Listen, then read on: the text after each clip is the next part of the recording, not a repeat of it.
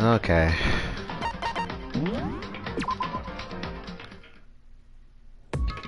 Alright. Okay. Last time we were here, we did Chapter Three's trial. Mondo did it. All that jazz. We got a new floor unlocked. We saw everything. What else? Oh yeah. Asahina said she saw a ghost in the dang.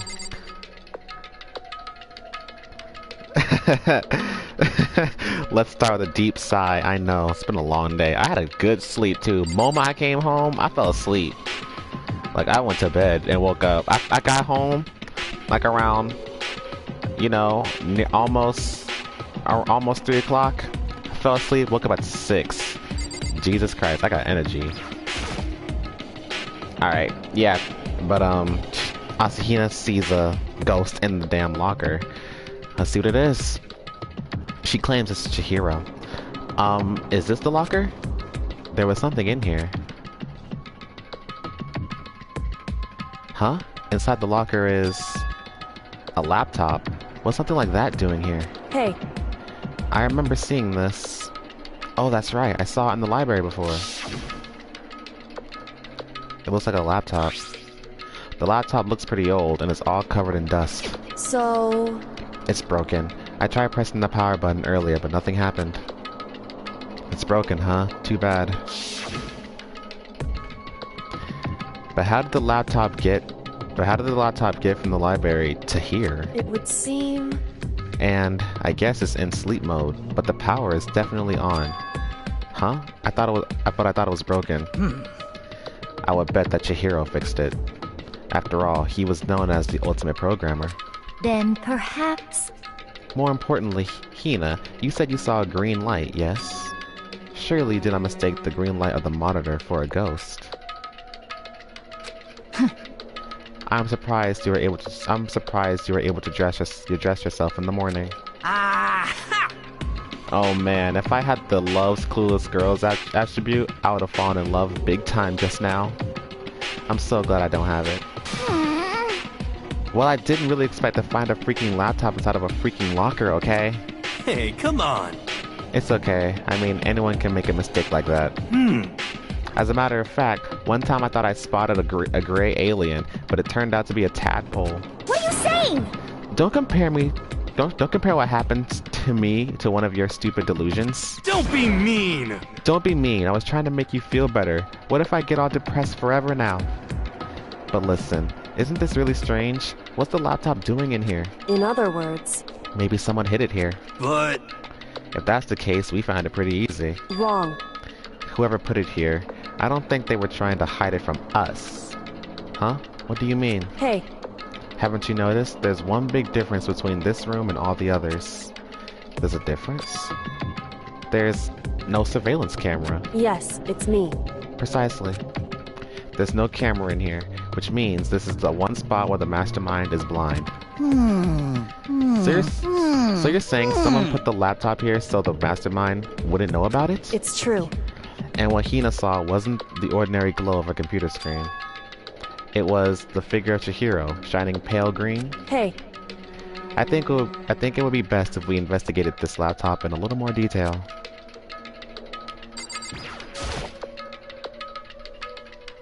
It's just like Kyoko said, the display isn't on, but the laptop definitely has power. So then... So, first of all, we have to wake it up. Right. I started hitting random buttons on the keyboard. And the display instantly began to glow a pale green. There were a bunch of different icons on the desktop. Hey. There, the icon on the far left. What is it? It says alter ego. Alter ego literally means another self, I believe. In the field of artificial intelligence, it is not uncommon to create different aspects of a personality. You can consider it something like a pen name. Makoto. Could you let me see it, Makoto? With that, Kyoko moved between me and the computer. She moved the cursor over to the alter ego icon. And when she double-clicked it, The screen suddenly went dark, and then a voice spoke to us. You really came. Master, you're here! Chihiro's face appeared, taking up the entire display. Oh no! It's a ghost! Buddha and sweet baby Jesus, save me! Calm down. Calm down, it's not a ghost. What? What? Huh? Then, what is it? Anyway, I'm sure if we just talk to it, we'll find out. Kyoko began to type, hands blurring across the keyboard. What are you? And then... Hello. Nice to meet you. Hello? I'm Chihiro Fujisaki. You said it already, okay. I get so embarrassed introducing myself. That voice, and that tone and everything.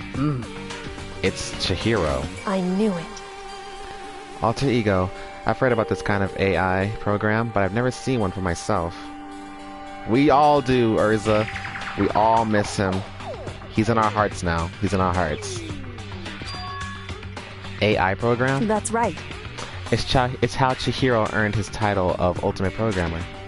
The AI lives in the computer, and by repeating different tasks, it gains knowledge and grows bit by bit. Apparently, Chihiro used a support vector machine and reinforcement learning to develop it. Eventually, he came up with a breakthrough in artificial intelligence design. Support vector machine? Reinforcement learning? It's true. To put it simply, it's a learning method for computers. If you want to know more, That's it. I'm just sure Google of it, okay? In other words, But if this AI continues to grow, it'll become more than just a piece of software to help people. Some say that an AI like this might someday replace people. And that is why it's called Alter Ego. A fine choice then, I must say. It can create memories, have thoughts, and grow up. The process isn't much different from how humans work. If you were to raise your own AI that way, it would make perfect sense for it to refer to it as your alter ego. I see. A second, perfect personality that can never forget or grow old. That's what Chihiro created. That's alter ego. Kyoko, how do you know so much about this? Are you okay with this? I love how Kyoko just I'm not talking to you. I say less. Anyway, so he fixed the broken laptop and put his own program on there. That is what this means, yes? Then he brought the machine to this dressing room where the mastermind would not be able to see it. But you know, all this about master and whatnot, yes. I believe I'm on fire. Huh? I thought you were only into 2D. Da-da-da-da-da! This is the most excellent 2D possible. Huh? But he's a guy, and also a computer program. I feel as if... Oh, that aspect is no problem. The dick makes it better. I mean... That aspect? Why are you here? Anyway, Let's talk to him a little more. Kyoko typed away rhythmically. How much do you know about what's going on? Master only gave me a general idea. Well, But I do know that things have become very grave. He found himself caught up in this without warning. Kyoko immediately shot out another question. Why are you here? that's right. Are you asking what Master had planned for me? Well, he wanted me to analyze the massive number of files stored on this laptop. I believe the files are related to the school, but the protection on them is surprisingly strong. So it's taken me a little longer than I thought. Master, But here's what Master must have been thinking. The fact that the files are protected so tightly means they must contain some important secret. For example, perhaps the secret of the school. While I was busy struggling to make a sound, Kyoko pushed forward and asked her next question. How much longer until everything's unlocked? that's right. It's gonna be a while, Leave it to me. but I'm definitely gonna do it, so you can just leave it to me. I see. So because of how long it would take, he designed Alter Ego to handle the workload. Smart. It also means that the work remains uninterrupted even after his death. Once again, Kyoko typed quickly. Keep it up, but be careful not to let the mastermind notice you. That's right. Don't worry, I've got a secret plan already, just in case. Actually, I can see what's going on using my built-in webcam, so if anyone suspicious shows up, I'll just scream for help real loud. That's a pretty basic plan, I have to say. Yes, indeed. That is fine during the day, but nighttime is a concern. Huh? Why? Are you okay with this? Have you forgotten? All our rooms are completely soundproof. Once we close our doors, he can scream as loud as he wants, but we won't hear a thing. Okay then, but how about once it's nighttime, we each take turns guarding the dressing room. However, There's a good chance the mastermind would notice us all going in and out of the dressing room like that. Then what can we do? so then, Once nighttime comes, I'll leave the door to my room open.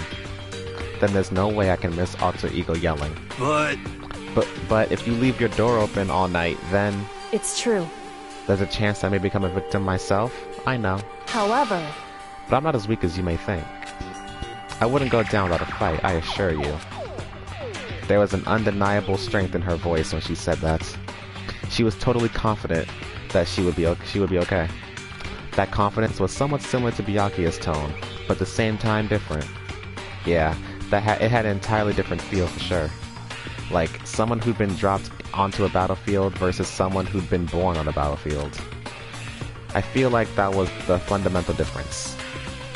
I was pulled out of my thoughts by the voice suddenly emanating from the laptop.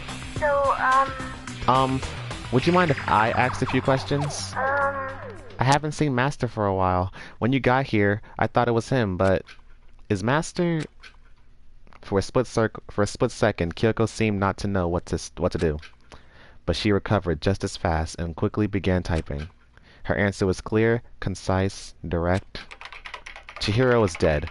Mondo killed him. okay then. I see. To be honest, I knew all along. I knew the chances that that Master would survive this situation were very low. So, I was prepared for this moment. It's like, Somehow, I feel kinda sorry for her. I can't even imagine how it must feel to lose your other self. It is a simple computer program. It does not have feelings. what? Are you sure about that? shall we go? Anyway, that's enough for today. If we linger here too long, the mastermind will start to suspect something. And then Kyoko typed one last sentence. I'll come back later. Yes, please do. It's a promise, okay? Bye-bye. The AI seemed totally different from when we first arrived. He seemed upbeat. Was it just because he was following his programming, or could he actually have been worried about us? could it be? What's wrong, Hero? You know? Oh, nothing. I was just wondering if we might be able to get this laptop online. Then we could call for help from the outside. But this is just a dressing room. I don't think you can get online from here. Well, Well, if we take it out of here and find somewhere that does have online access... That's way too dangerous. The mastermind will find out in no time. Oh, yeah, true. Indeed. This is no time for taking needless risks. For now, I'll monitor the progress of the file analysis. I'm confident we'll uncover some kind of clue once it's finished. This feels like a detour more than anything else, but I suppose it can't be helped. of course. Well, for now, all we can do is wait for Alter Ego to finish his work. You know? So, should we get going? It's true. Indeed. Goodbye. We'll be back, I promise. Come on, Hifumi, let's go. I suppose. Okay. And we all left the dressing room. As soon as we were out in the hall, Hina let out a joyful shout. Isn't it awesome? I ended up doing something really totally awesome, right? And as if he'd been waiting for this for his cue. Dun dun dun. Hina has gained enough experience to level up. What's the matter? So, what was this awesome something? Monokuma. What the heck? You guys all seem remarkably good spirits. Did something happen? No, nothing in particular. Oh, keeping secrets? No fair. I demand an exclusive interview. Denied. Super denied. What the heck? Yeah, just because you demand something doesn't mean we have to do it. Say what? Do it? You mean like, do it? Huh? What? Wait, what? What do you mean, do it? This disgusting. Ew, gross. You said do it. Just the worst. What? You said it first. We were just talking about going to the bathhouse. We have not had a chance to relax in some time. Huh? Huh? But unfortunately, the bathhouse is not divided into men and women sections. So we decided to do rock, paper, scissors to decide which group would go first. Hina won the match for us, and that is why we are all so pleased. Huh? Yeah, that's right. Speaking of which... Okay, boys, why don't you head back to the dining hall or something? We're gonna take a nice long bath. Hey, come on. Ah, jeez. What are you gonna do, right? We lost fair and square. Well, ladies, shall we go? Celeste didn't hesitate coming up with the ruse, and her poker face didn't even flinch. So she and the other girls headed back into the dressing room. Oh, Damnation! Nuts and damn it, we totally lost. Another day without getting to take my very first bath here. Yeah, but tomorrow for sure. You'll definitely get that bath tomorrow. Okay, so should we head back to the dining hall now? Hey! Hold on! Hey! Something strange here. Very strange. Strange? What do you mean? What's strange is, this is the perfect chance for you to sneak a peek. Huh? That's... Without a doubt. You're absolutely right. I thought you were all about the 2D. All of you need to shut up, sit down, and listen to what I had to say. An opportunity like this doesn't come along very often. It's the ideal setting of a man's fantasy. I was forced to ask myself, should I sneak into the bathroom? Should I sneak into the bathhouse like Monokuma said, or just go back quietly to the dining hall? Okay, let's go! With the man's fantasy burning in my chest, I decided to head back to the bathhouse. Uh-huh. Pooh! Have fun in your man's fantasy. Have a smashing good time. We opened the door to the dressing room, silent as death, and peeked inside. It looked like the girls had already finished changing and gone into the bathhouse. This had all started as a lie, but apparently they decided to go in for real. Making sure it was empty, we quietly made our way into the dressing room. The Forbidden Land. The fuck? But... Forbidden Land. So they really are taking a bath. Is this what Celeste meant about lying convincingly? Mr. Hagakure, please refrain from pointless whispering. We're deep in enemy territory here. Just up ahead is the bathhouse, and here and there awaits a great dazzling passion.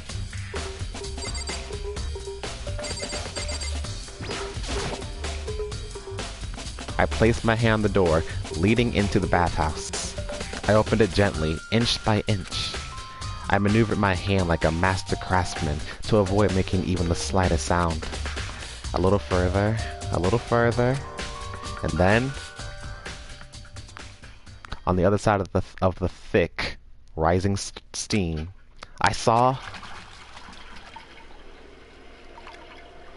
Jesus Christ! I love how Toko was like flying.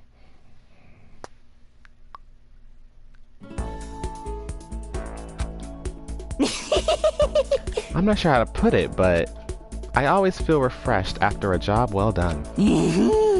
A 3D body isn't so bad in its nude state, I suppose. Could it be... But still, I just can't believe it, like, for serious. How about that? Ogre's a girl? Was this really okay? Well, I looked too, so I guess I'm gonna have to say yes. Now, the whole, like... Alright. Fun fact, Urza. The little, thing we just witnessed with the whole, fan service. There's this item you can get. It's called a man's fantasy. And you get it from the little mono machine. If you have this, it unlocks the, it unlocks that scene, which is like a secret scene that you need this item for. And because I already have it, yeah, I got to see that. And you did too. You're welcome. Meanwhile, we heard the buzzing of busy voices growing louder. Say buzzy? The girls had finished their baths and joined us in the dining hall. You got it! Ah, man, what a nice bath. This is fine. Getting a chance to stretch out and relax after all this time was a true pleasure. Indeed. Indeed. Of course. Normally, after a long bath, I like to make myself a nice protein coffee, but... Sorry, no time for that. So in the end...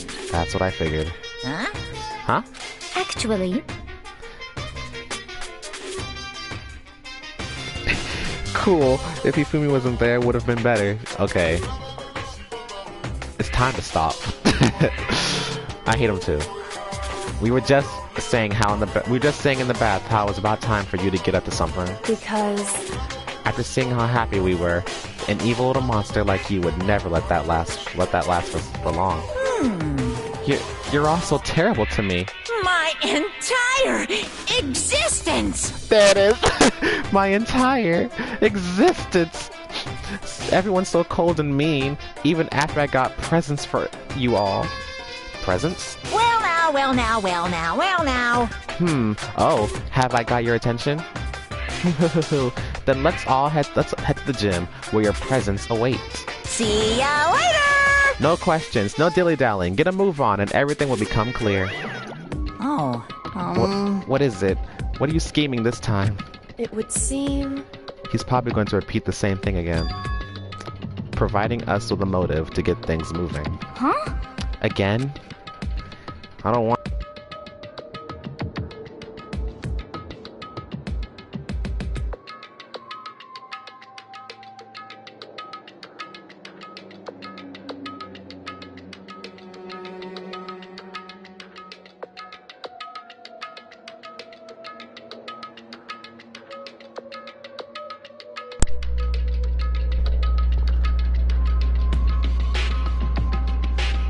Okay. Sorry for the long pause. My controller died. Even though it was fully charged this morning, but I was playing Persona for like 2 hours. Plus stuff. But anyway, I don't want to do this anymore. Me either. I'm like totally traumatized. However, It's okay, we have Alter Ego. I'm sure he'll find something that'll help us. So for now, correct. we have to just endure it, come what may.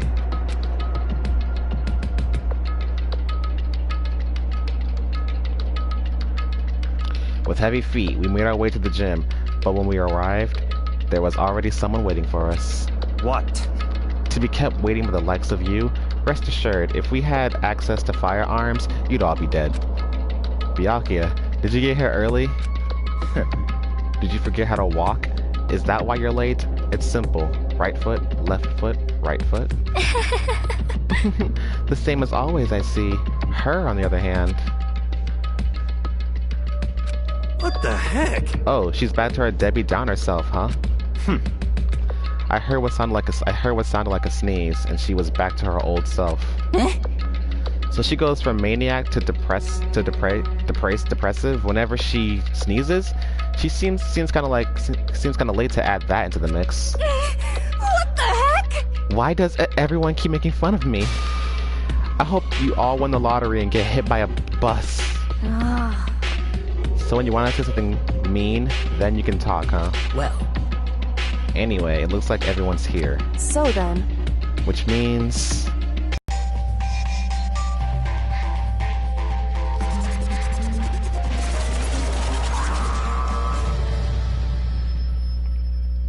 I love that. You guys? It looks like everyone's here. So then, let's get started. What? Come on, out with it. What kind of motive have you prepared for us this time? however, Whatever you subject us to, we will not break. okay.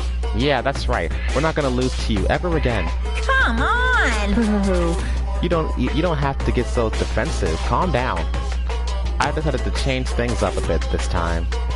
Up till now, I've been using the whoosh of the north's wind to get you all moving. But sometimes you gotta use the sunlight. Sometimes you gotta use the sun to light a fire under someone's butt. Without further ado, I give you this! $10 million! I prepared this graduation present for whichever lucky student makes it out of here alive. What do you think?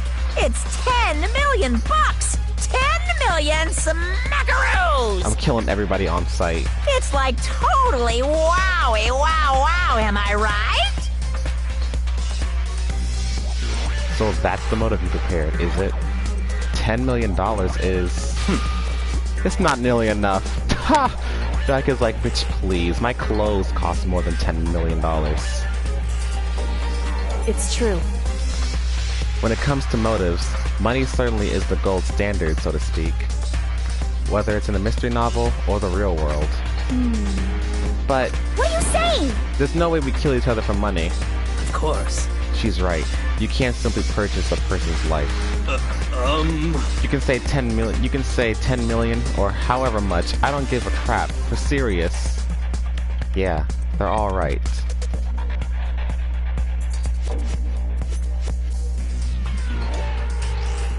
Listen, I was God once. Cause I was God. Please, money can't amount to that. I was a deity. Whether it's 10 million or any other amount of money. No, not even just money. From now on, no matter what you do, we won't kill our friends. Come on, stop trying to act tough. I can't wait! I can't wait! The most important thing is to live a pure and moral communal life. Monokuma disappeared, leaving his words on stage along with a massive sum of money.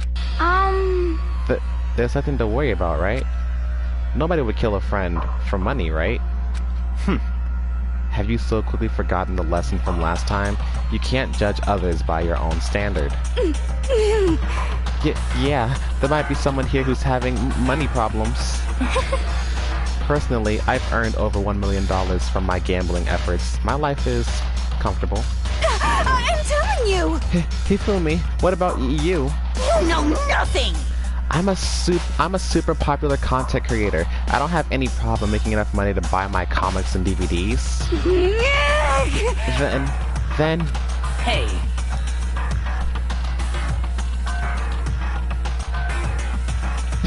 say goodbye to someone. Yo, you can't call Nike pure in the other streams, and now we're like, listen, Nike, suck it up. Someone gonna get murked.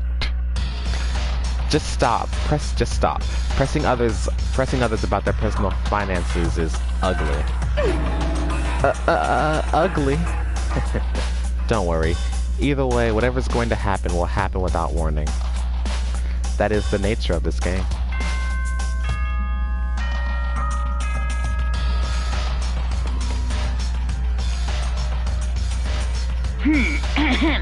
This is a school announcement. It is now 10 p.m. As such, it is officially nighttime. Soon the doors to the dining hall will be locked, and entry at that point is strictly prohibited. Okay then. Sweet dreams, everyone. Good night. Sleep tight. Don't let the bed bugs bite. It's that time already, huh? Hey, Before we separate, let me remind you. Starting tonight, I'll be leaving my door room open to make sure nothing happens to Alter Ego. But just because my door is open, don't assume that will make me an easy target. because... Or the predator may suddenly find himself the prey. Her voice was calm and composed, but it was clear she meant what she said. I will kill all of you. You know? Okay. Let's everyone just head back to our rooms. How about that? And don't think about that whole money thing, got it? Good. Then let's break. How was that? Pretty good, right, Taka? Right.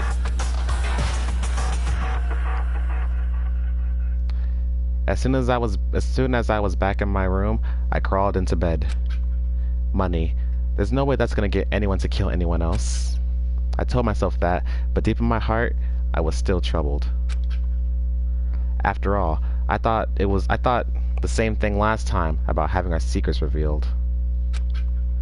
Even if the reason for it seems completely nonsensical, a murder can still happen.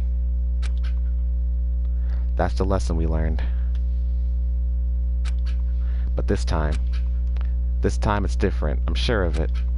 Because of the program Chihiro left behind, Alter Ego.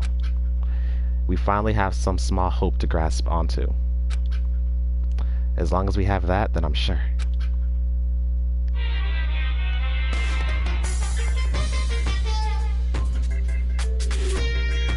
Little kids have it so easy, cause they can put a lil in front of their name, and right off the bat, everyone thinks they're cute.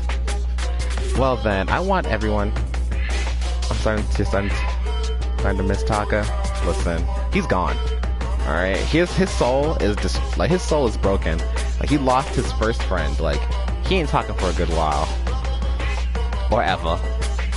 Well then, I want everyone to start calling me Lil Monokuma. See, just by adding that, my cuteness goes up by at least 10%, right? Yeah, the world doesn't have nearly enough lulz. No more lulz would lead to the salvation of the world. More lulz would lead to the salvation of the world. Just imagine, little arsonist, little war criminal, little destruction of the environment, little hit and run, little death tax, little Great Depression. Even the darkest subject can suddenly become brighter! Little Urza, yeah. Our dreams are expanding, ding ding! Little Lord Death.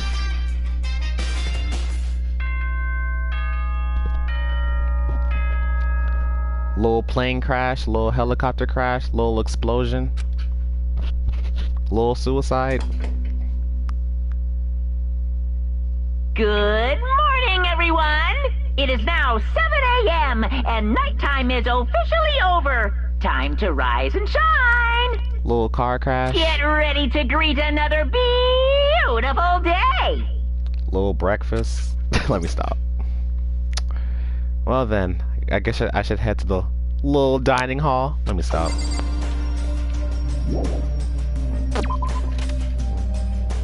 Hey ladies. Alright. Good morning, Sakura. Did you just wake up? Yeah. Waking up for our breakfast meeting is fine, of course, but getting up a little early is better. You can exercise in your room till nighttime ends. A big meal after working up a sweat is divine. I'm glad you think so. Hey, Makoto. Hey, morning, Makoto. Good morning. You're kinda sweaty. Have you been exercising? That's right. Yep, me and Sakura are doing our morning workout. Oh, but I didn't break our nighttime promise. I just ran around my room until it ended. Why don't you come with us next time? I don't think I could keep up with you and Sakura. Huh? Ah, seriously? Okay, then we can do something in the rec room. I'm not good at much, but I do know how to play Othello. I'm not very good at that either, so I don't like to think when I'm playing, so it's okay. I don't like to think either. Anybody over here? Fumi, good morning, my dude. Well, hello. Good morning. Morning. Actually, it's a great morning. A morning that has blessed my entire future. Really, it feels like any other morning to me. Maybe you can't tell, but my soul is positively overflowing with strawberries today. Well, I'm off. That was bizarre. I mean, even for him.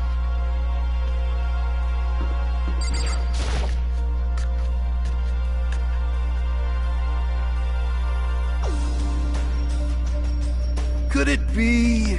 So, the people here today are the same as yesterday, just 7. Byakuya and Toko are a lost cause, but it looks like Taka's decided to stop coming for good, too. It's like he's just given up.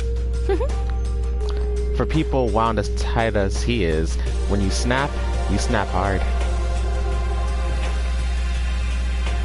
He just killed someone, didn't he?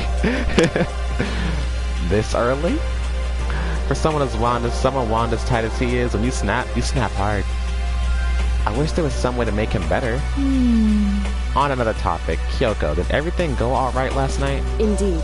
Yeah, I didn't have any problems. Correct. I went and checked on the laptop a while ago, and there weren't any problems there either, but Kyoko seemed to hesitate, but... Whew.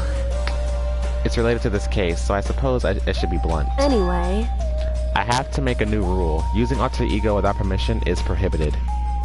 Someone going in and out of the dressing room would draw unwanted attention from the mastermind. oh, I would have thought that to be obvious. Why do we need to make a rule about it? well, That's a good question. hey, Do you have any thoughts on that, Hifumi? oh, No? It's just like you said. We all need to be very careful.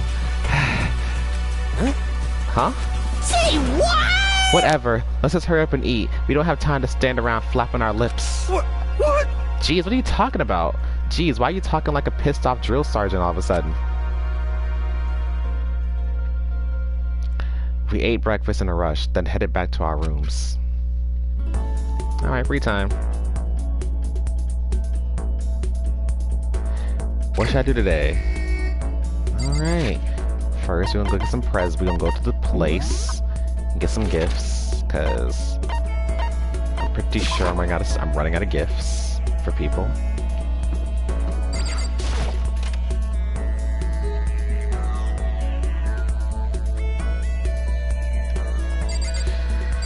Let's see. First, before I do anything,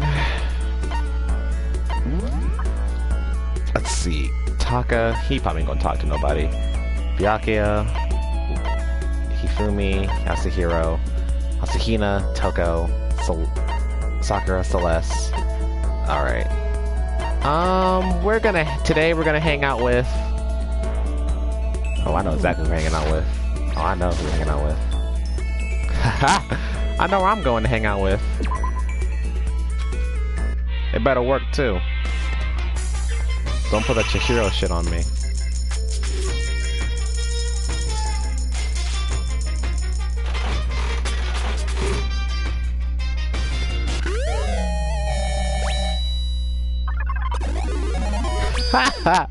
Oh, you'll see, Urza.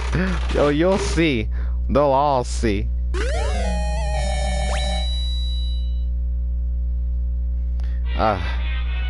I'll give you a hint.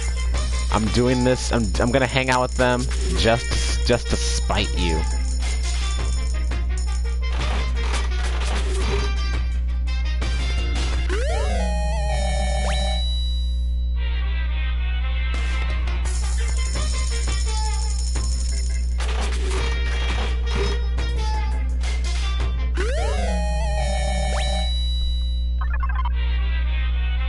One more time.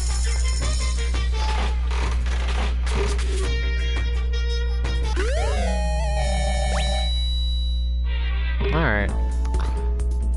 I should probably get going. Just to spite you, Urza, we are going to hang out with... First, gotta make sure. Just to spite you. Oh shit. Just to spite you and make you mad. The person we are hanging out with is Toko. We're gonna hang out with Toko. Where is she? Where is she at? She's in the classroom. We're hanging out with Toko.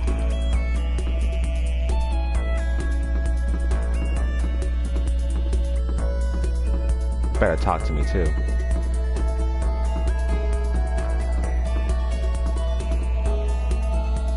Rec room.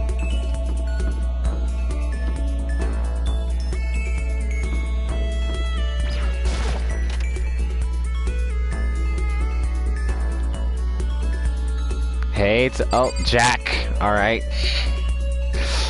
it's Jack. Okay, we're hanging out with Jack today. So, how about this weather? Ha! Gotcha. We have no idea what the weather is. Is it really a good idea to hang out with Genocide Jack? What? Huh? Hey, if you don't mind hanging out with a serial killer, I don't mind hanging out with your chump. Genocide Jack and I, killed sometime together? Get it? Did I just get a little closer to Genocide Jack? What do you like? Oh, I know. I got something for you. I think. I got scissors, Please tell me you like these. Wait, this is different.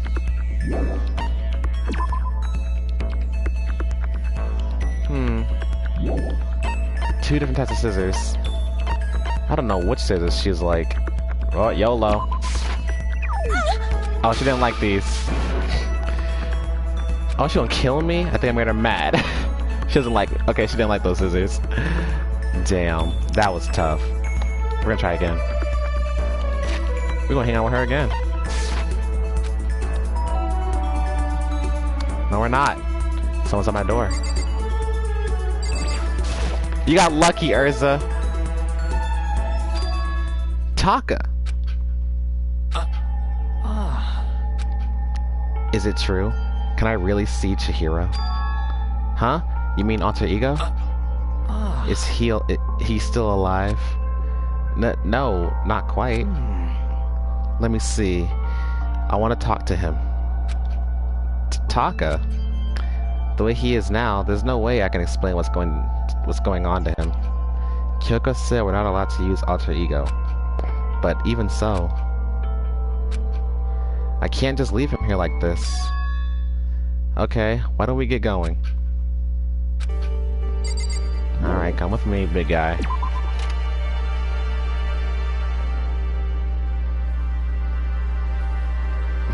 It doesn't count as Toko. Just a second. Where are you going? Huh? Hey. It's probably best if you don't drag Kim around with you too much, given his current condition. Kyoko looked at Taka standing behind me. Yeah, I know that. But I was getting kinda hungry. I thought we could head to the dining hall or warehouse or something. Correct. Well then, I guess that's okay.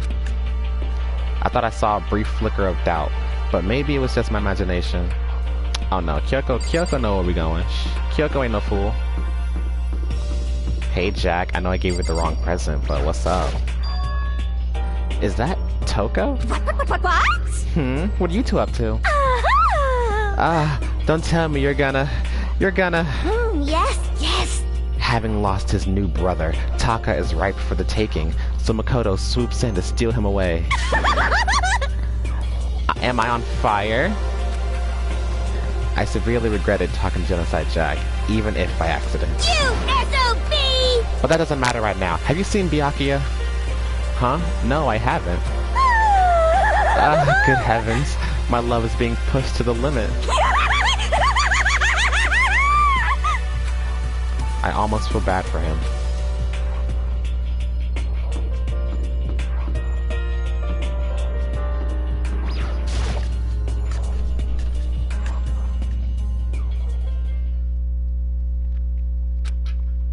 Okay, so there's a laptop inside the locker, understand? And on this laptop, there's a program called Alter Ego. How do I talk to him? Well, you just tell me what you want to say, and I'll type it in for you. Do you hate Mondo? And since I couldn't stop him, do you hate me? It was clear he was forcing himself to get the words out. From his mouth, from the bottom of his heart, he forced his weakened voice to make the sounds. Please. Okay.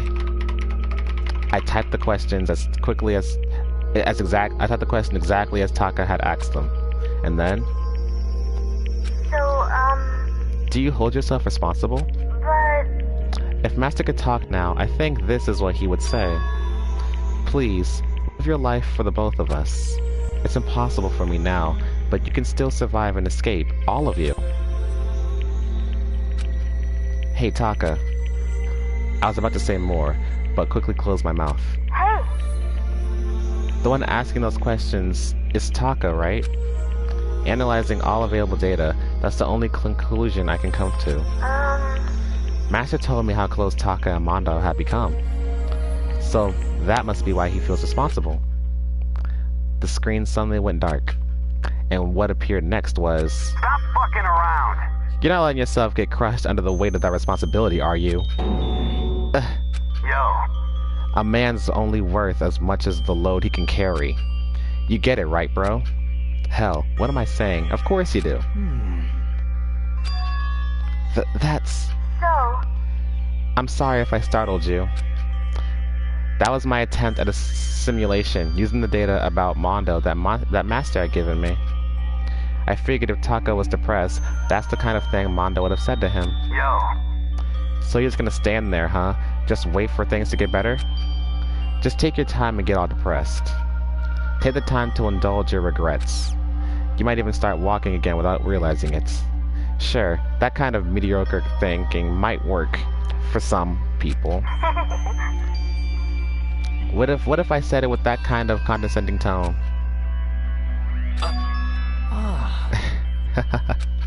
Taka? It's starting to sink in. The way a bucket full of water sinks into a bone-dry sponge. Huh? Those words, deep within my heart. They're inside of me.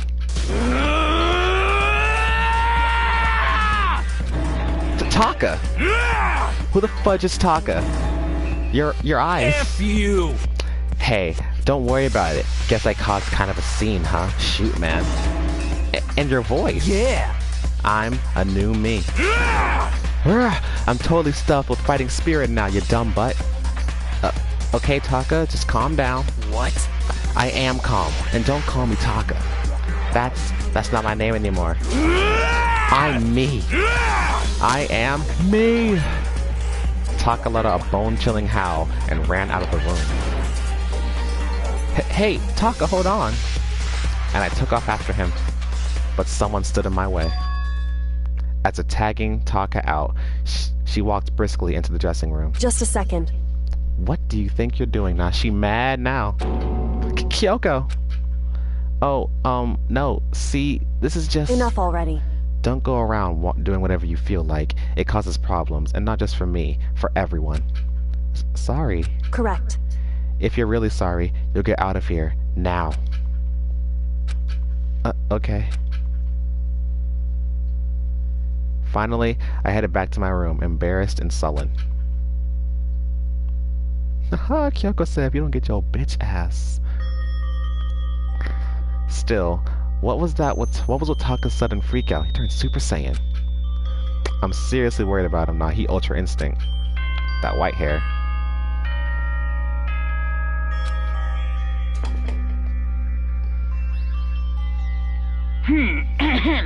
This is a school announcement. It is now 10 p.m. As such, it is officially nighttime. Soon the doors to the dining hall will be locked, and entry at that point is strictly prohibited. Okay then. Sweet dreams, everyone. Good night. Sleep tight. Don't let the bed bugs bite.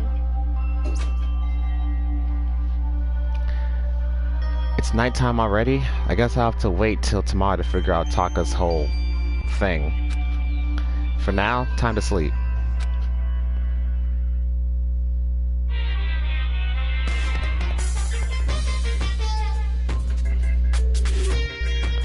You wanna know why I hate video games? You might not believe this, but I had a best friend once. He's back with us, alright, but he's a bit more... He got a little bit more oomph in his personality. He back with us though. You might not believe this, but I had a best friend once.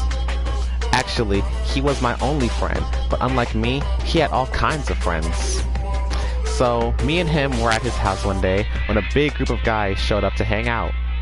They just brought the latest big budget video game. They sat there, lost in the game, passed the controller back and forth for hours. But not me. I just sat there watching. That's right, I just watched. What's wrong with that? I didn't care. Just by watching, I was able to nail down all the best strategies, even though I had never actually played it. And I don't plan on ever playing it in the future either. And that's why he hates video games, because he didn't get the controller.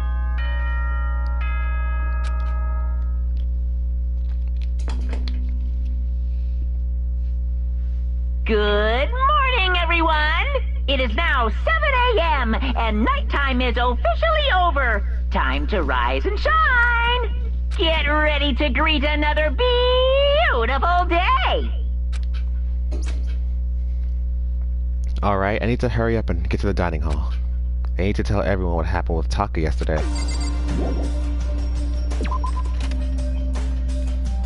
Kyoko, you're not still mad at me, are you? I know what I did was wrong. I just wanted to help a friend in need.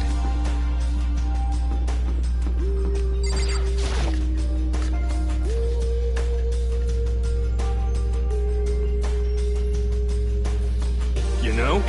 Yo, I've been waiting. Huh? Are you the only one here? Where's everyone else? They went on ahead. Went on ahead? To where? Hey, come on. We can't talk about it. We can talk about it later. For now, let's go take a bath. Bath?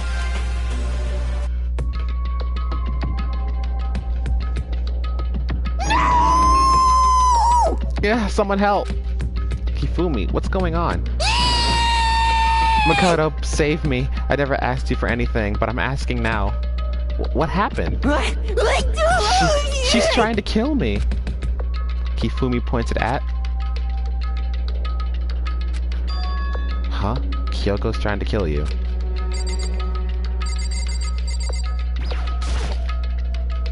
Hina, what in the world happened? I'm not totally sure, but... Yeah!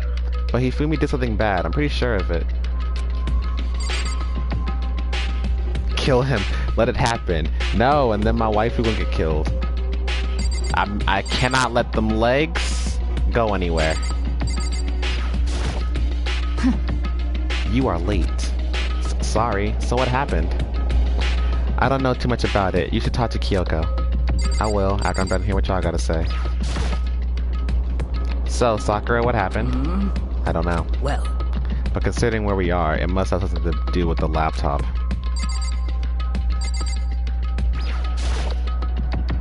Kira, what the heck is going on? I honestly have no idea. Why not have Kyoko fill us in? Alright then. No. whew. I never said I was going to kill him. I simply asked him a question. I'd like to know why he made the same mistake twice. The same mistake? What did he do? So... He snuck into the dressing room in the middle of the night and accessed Alter Ego without permission. And when I caught him last night, he was hugging the laptop and breathing strangely. Huh? What were you doing? Whew. I thought I made myself clear yesterday, but since being subtle didn't work, Listen to me. I suppose I have to clarify myself further. Please don't kill me. Wrong. I'm not going to kill you, merely instruct you. How very sad. But tear that ass up. What? I just want to hear him explain himself. Hifumi, could you tell me what happened? Well... Well, I was just talking. However... Which was prohibited, was it not? I mean, you see, talking to her was just so much fun, and I just... Whoa, okay, time out. I can't believe I'm about to ask this, but... Hifumi, you're not gonna tell us you fell in love or something, are you? That I, the cold-blooded machine of the underworld, would ever fall in love? That's... Well... Wait, it would seem... no way. Is this love? According to the spirits... I happened to do a psychic reading for a certain famous CEO once, and that guy was seriously head over heels for a mannequin. He had a wedding and everything. How about that? Had a wedding with a mannequin. That reminds me of that cartoon, The Marvelous Misadventures of Flapjack, with that guy at the candy shop and his candy wife. She was creepy. And your eyes just now, I saw the same look in his eyes. You know nothing! Shut up. She's not a mannequin. She's an angel. I feel as if... And don't bother telling me angels exist. And don't bother telling me angels exist. What we have can't be defined by your petty words. Yeah, you're totally in love. So, how did things end up like this? Well, at the beginning, I just wanted to hear her say master one more time. Oh my god. But then I was poking around at her settings and stuff, and I saw she was a well-designed program.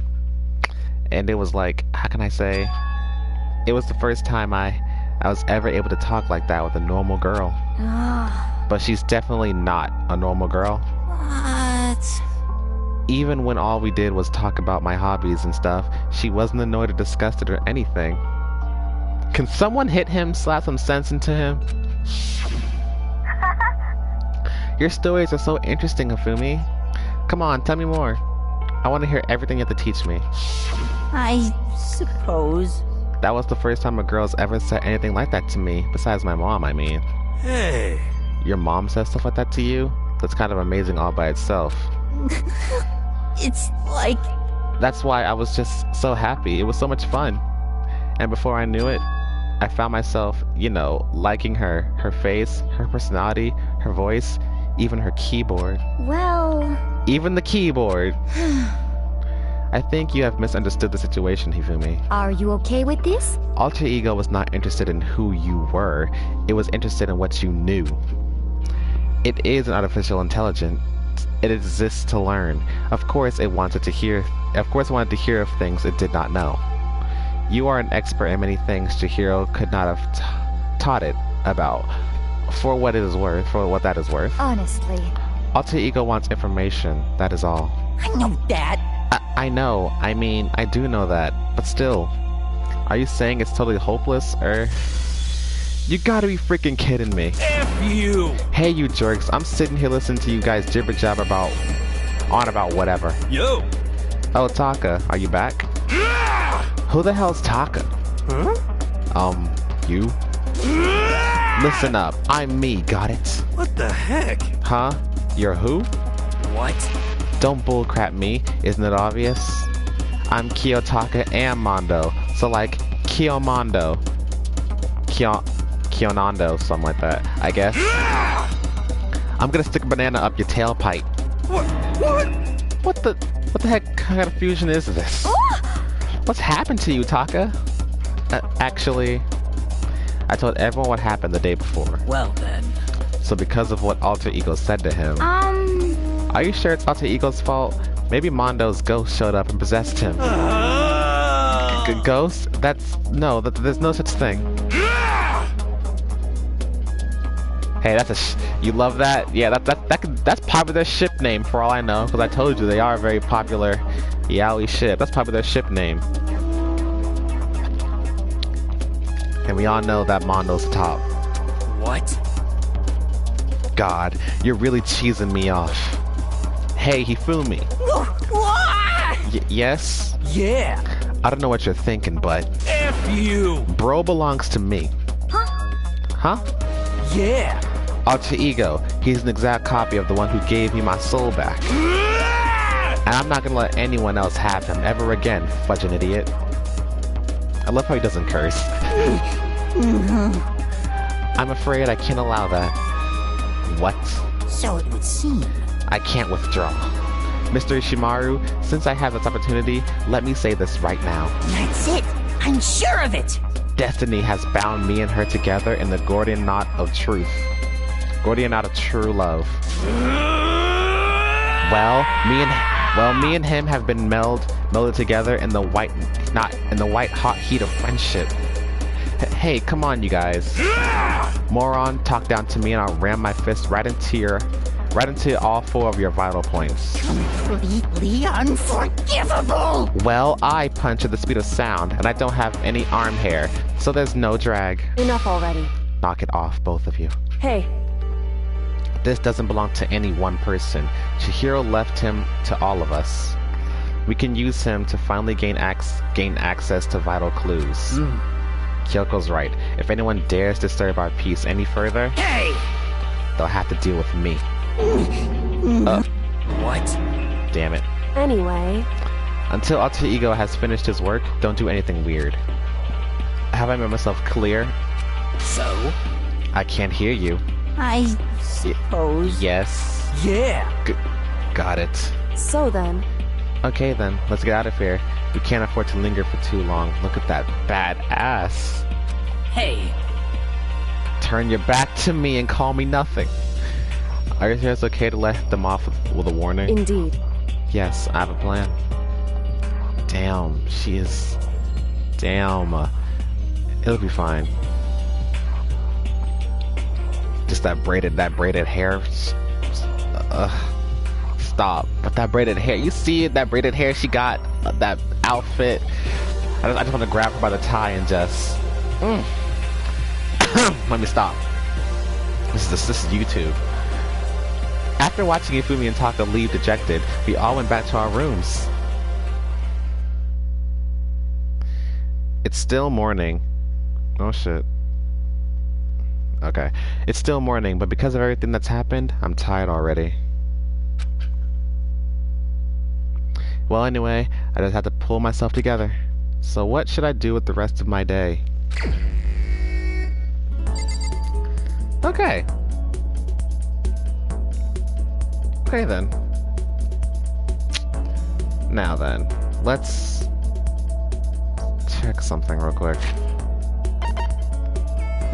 You know what? I'm not trying with Toko again. We're gonna hang out with Celeste instead.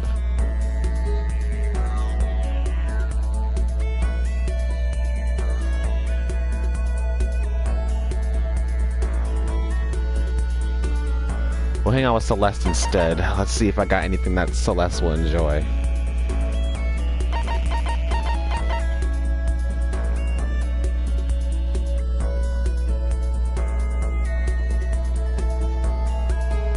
Let's see.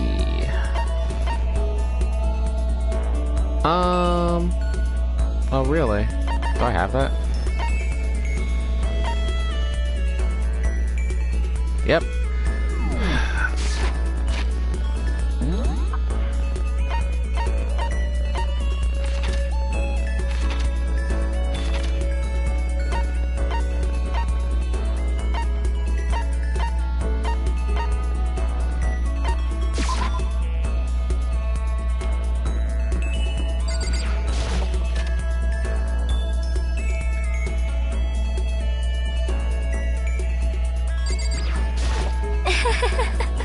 I've grown entirely accustomed to life here.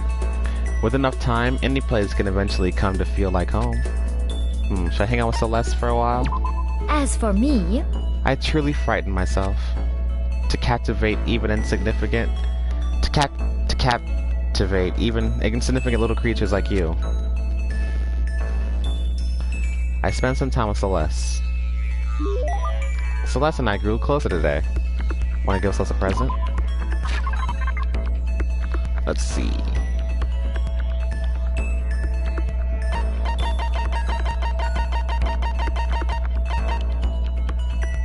The love status ring. Well... So, I can have this? I may have to revise my initial impression of you. The more wonderful things I receive from you, the better impression I get. Seeing Celeste so happy with something I gave her makes me happy. Makoto, I would like to share something with you. Huh? What is it? My perfect gambling strategy. Is there really such a thing? Indeed. Of course there is. Are you ready? Please pay attention. Whatever the game, you must have a mind for strategy. This will allow you to increase your odds of winning. However, the exciting part of gambling is that there is a power which can overwhelm any strategy. There is? Indeed. That power is luck. Luck. Actually... There are only two types of luck, good and bad. There is no in-between. And that luck is built into every human at the moment of conception, like a computer program. Is that okay? Some call it fate. The bottom line is, luck is life. Well... Do you see what I'm saying? You mean, that's your perfect strategy? Correct. You see, I was programmed... that is correct. You see, I was programmed to have good luck when it comes to gambling. That is why I've never lost. So that's all there is to it? You are the ultimate lucky student, yes? Does this perhaps exceed my own luck? One day, I hope to put that to the test. I hope you are well. Well then, have a nice day. Without another word, Celeste quickly disappeared. I'd say my life's been more bad luck than good lately. Gambling's not a great idea for me. Why does Celeste get this upbeat music? Maybe it was the game telling us the end is near. Maybe the game was letting us know, like, yeah, kid's gonna die. Maybe that's what it was.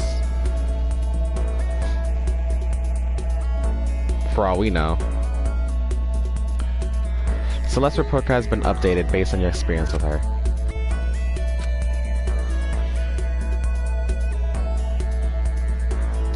After parting ways with Celeste, I went back to my room.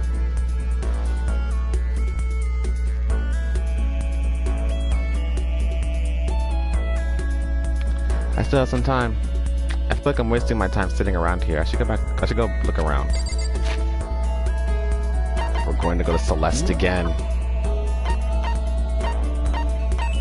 She's in the kitchen. Making your own tea? Is that it, Celeste? Hey, Kyoko.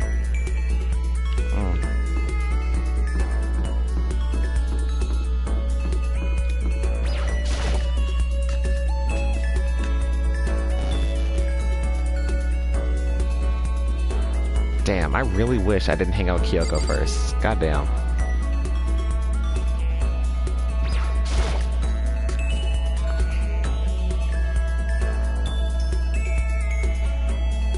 In the kitchen, aren't we? Jesus Christ. Makoto, I should tell you, I have recently seen a shadow of death upon you. That is just a little joke. Should I hang out with Celeste for a while? It would seem I'm growing used to your deplorable face. Damn. This is another aspect of adaptation, I suppose. Thanks. Despite her thinly veiled insults, I spent some time with Celeste. Celeste and I grew a little closer today. I love how Celeste is always like, she comes off as so mean. She says such sweet things while being so rude. And I'm like, okay. Hang on real quick, you guys.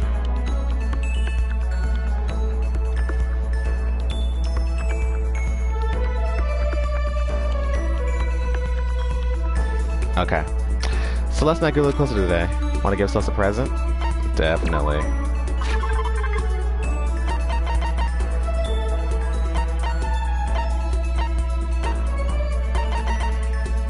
She likes this, doesn't she? Oh! Do you understand?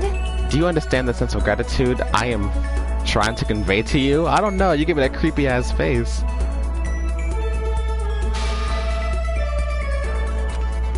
I get the impression that she liked it. That's good.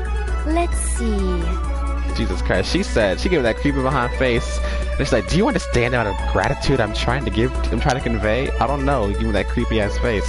She's great at backhanded compliments. She really is.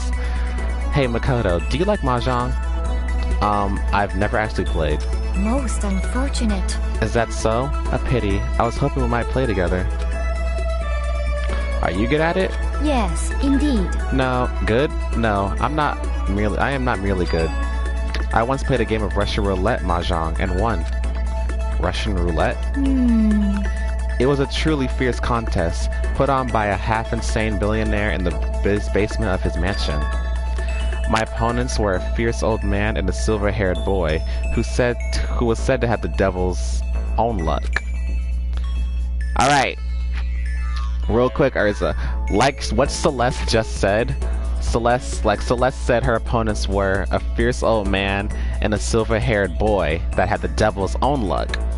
Many fans for the longest time at first thought that silver-haired boy with good luck was supposed to be Nagito from the second game, but that is not true. It's actually a reference to a different show. But I was like one of those fans that thought she was talking about she actually met Kamida and played a game of Russian roulette with him. And I was like, oh no, it's not. It's actually different. It was actually someone else. And I was like, damn, if it was Kamida, that'd have been so cool. We played with a modified rule set. I remember well that the glass tiles we used. And you won? Indeed. I defeated them both at once. I'll never forget the angry, twisted looks on their faces. The crowd that had been invited to watch became positively riotous. Nobody could believe I had won. That is one of my fonder memories. I'm really glad I didn't have to play Mahjong with her. Celeste's report card has been updated.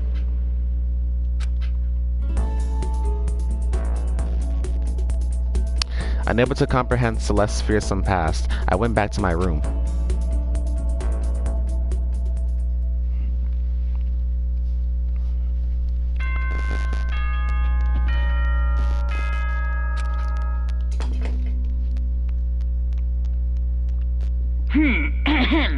This is a school announcement. It is now 10 p.m.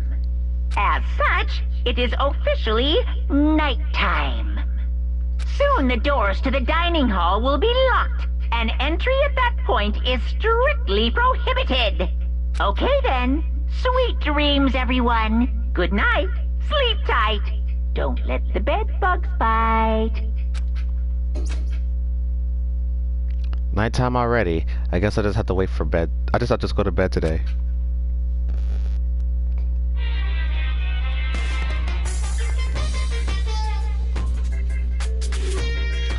Happy New Day! I'm the kind of guy. I don't want to celebrate a new year. I want to celebrate the dawn of every new day. Because every new day deserves celebrating, so... Once again, Happy New Day!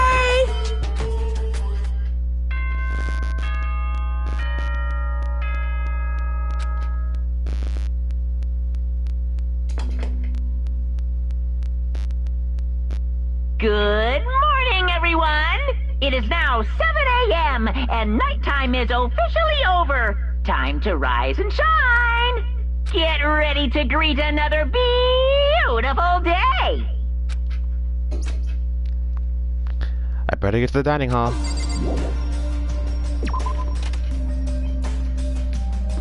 Anybody around?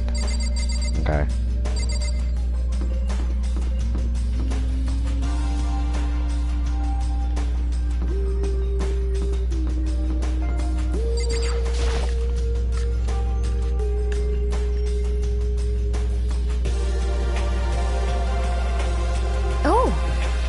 Taka and Kyoko are not here today. You know? Kyoko's still on guard duty, probably. Probably. I have no idea about Taka. Damnation! May as well just forget about that guy. So, You don't have to get so mad. You know? The rival's in love. What are you gonna do? Don't put me in the lame civil as that virgin. I might catch his virginity. But... Nah, my guess is you're already infected. Wait, can you really catch it? Stop being vulgar. Let's eat breakfast.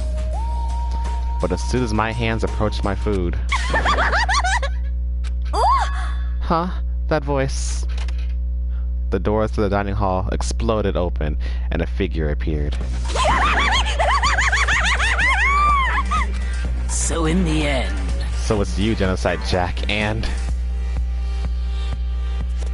You were ground zero. Stop being... I'm done. So it's you, Genocide Jack, and... That's enough. Don't bother asking why we arrived at the same time. The answer should be obvious. yep. I'll give you a hint. I'm wearing red lingerie today. Huh? I don't think anyone wanted to know. Hold on a second. You... Huh? Have you reached that certain age? What's your top power level? Like 30, 35, 22, 33?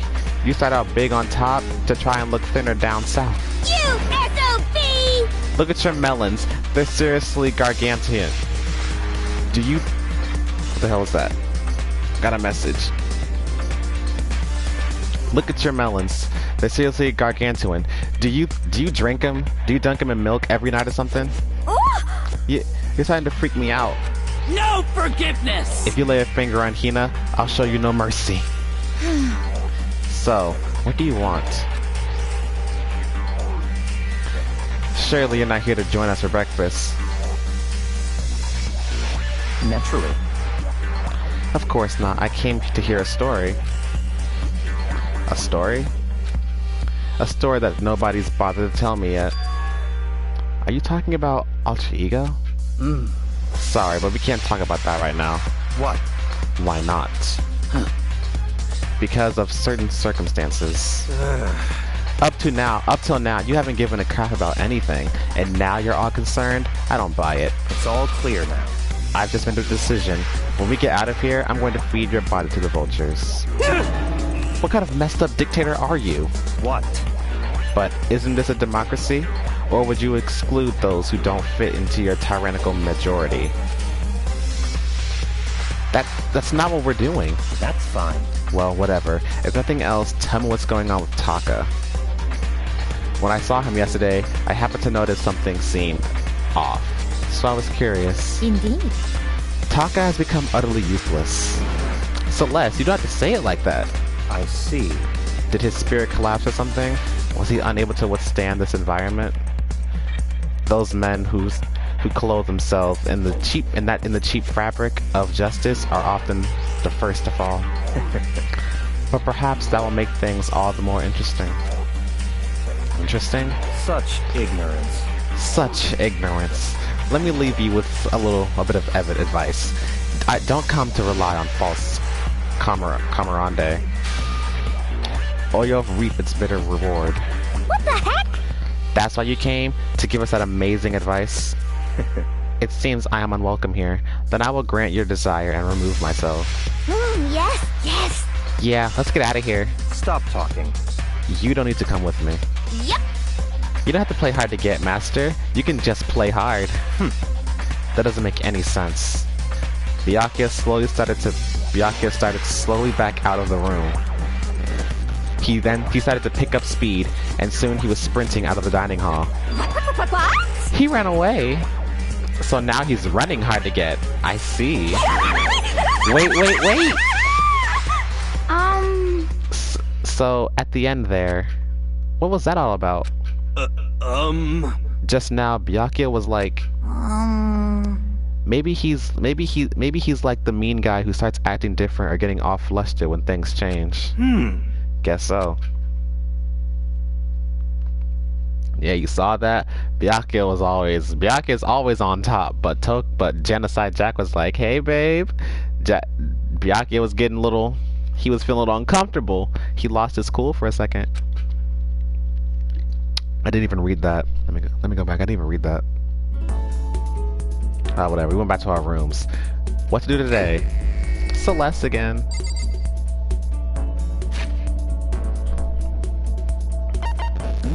The matter is, do I have what Celeste wants?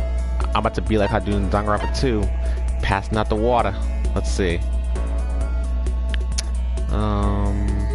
Presents.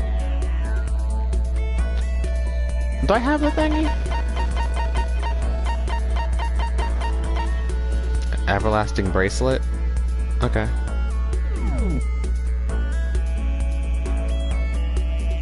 Okay. Oops. My fault.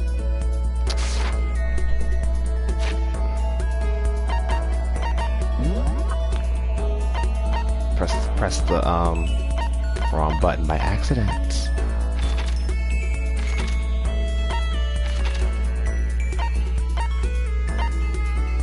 Rec room. Okay. Hey.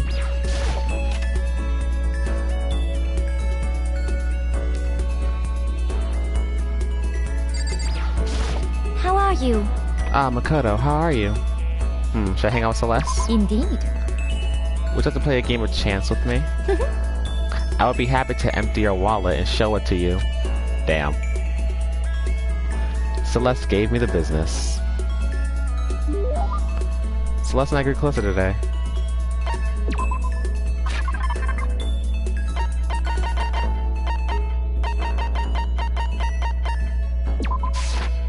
I am so happy. Are you paying tribute to me? How delightful.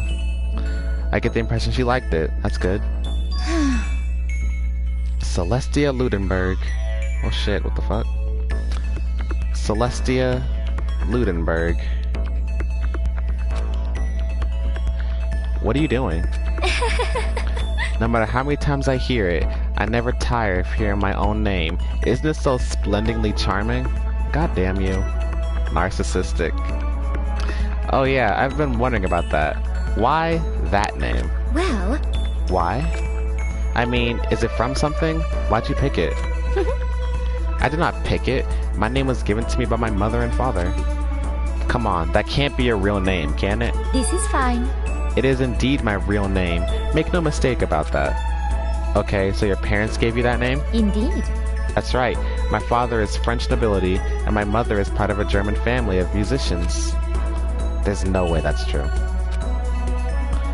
Okay, but so you were born in France? So were you born in France or Germany? What the fuck is Tochigi? Now we're getting somewhere. I was born in the capital of Tochigi, which is known for its delicious gyoza.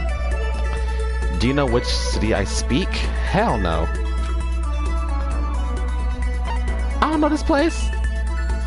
I honestly don't know any of these. I've never seen this place.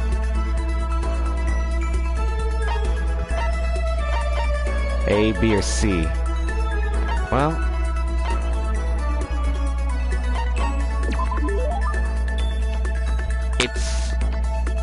it's Utsunomiya, right? Oh, That is correct. You have proven you are roughly as intelligent as an elementary school student.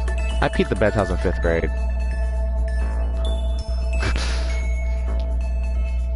Oh, or is it? Trust me, I did. I looked it up.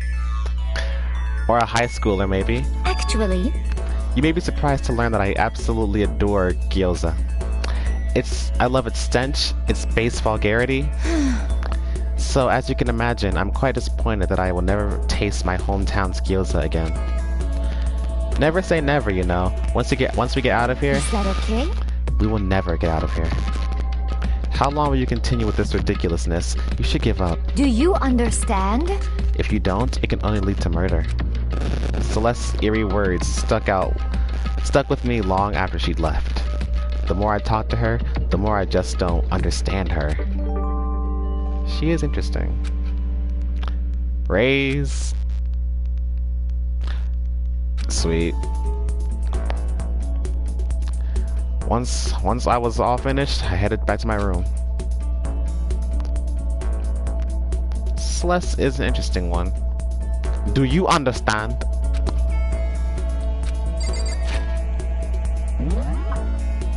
I love that one sprite she does, where like she's like leaning in all close to the screen. I don't know what it is about that one.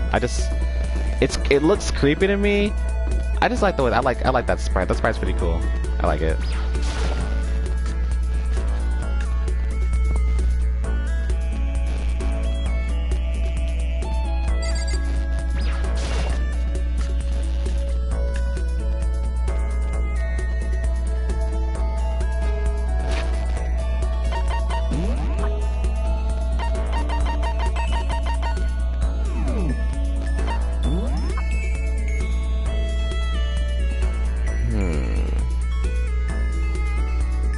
Let's see here.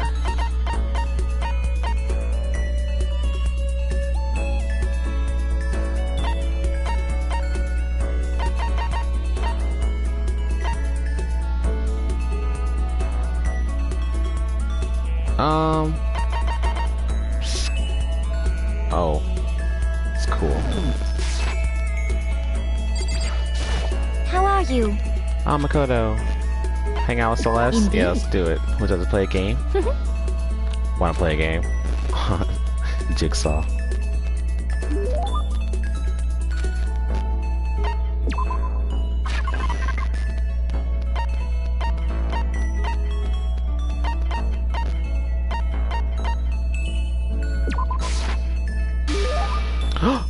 Oh, that always scares me, Jesus. Do you understand? Do you understand the sense of gratitude I'm trying to convey?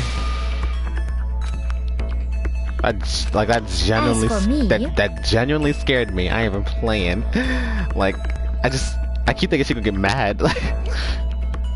Alright. Hello, Makoto. I must say, I'm quite troubled. Huh? How come? Indeed. I'd like you to teach me something. What? Actually, I want you to teach me how to play shogi. Oh, sorry, I don't know how to play either. honestly, I see. You really are useless, aren't you? Okay, but I'm surprised you don't know how to play. Is it because there's like no shogi gambling circuit? Oh, there most certainly is. What, really? Indeed. But it is all underground. It is rather shady, all things considered. I have tried my own hand at it naturally. Wait, even though you don't know how to play? Are you okay with this? That is why I wish to learn how. I placed my pieces without even thinking. What on earth was I doing? And you still tried to win in an underground shogi tournament? Tried? Oh no, I did win. You won? I didn't really understand, but apparently my final opponent was infamously powerful. She was rather odd. She was a voluptuous woman who dressed as an exotic French maid. But how did you win? Beginner's luck, perhaps? I don't think beginner's luck works in shogi. Is that so? Yep, the more I learn about Celeste, the less I can understand her.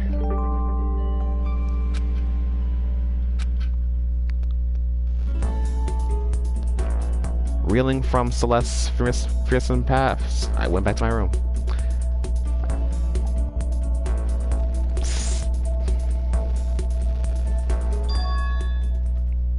Huh? There's something about the door. What is this?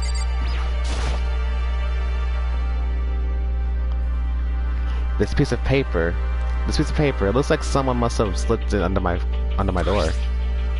Meet in the dining hall. The handwriting is really good. But to want to meet up so suddenly. Who wrote it and why? What's the point of calling me out like this? I'm kind of nervous, but there's no way I can check it out now.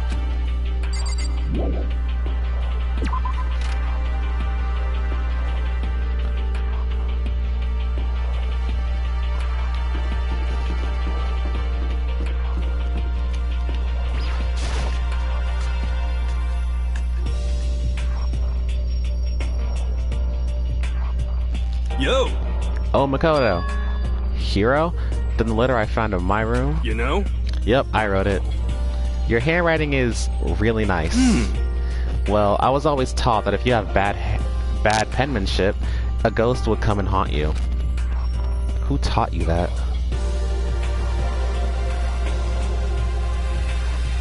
The last time someone got a note in our room, we had our first trial. Yep, memories. Good old memories. Who taught you that? And why did you want to come meet with me? Oh, I just did what Kyoko asked me. Kyoko? Actually, I'm just an errand boy on this. Anyway, what do you say to a late night bath session? Huh? you know? Okay, let's do it. No, I was totally lost. Hiro grabbed me by the shoulder, pulled me close, and whispered in my ear. You're serious? It's all an act, so the mastermind won't notice. Everyone's waiting in the bathhouse. What? Then, did Alter Ego finish his search? You got it, Hiro. Let's go take a dip together. That was probably louder than I needed to be. But me and Hiro hurried to the dressing room.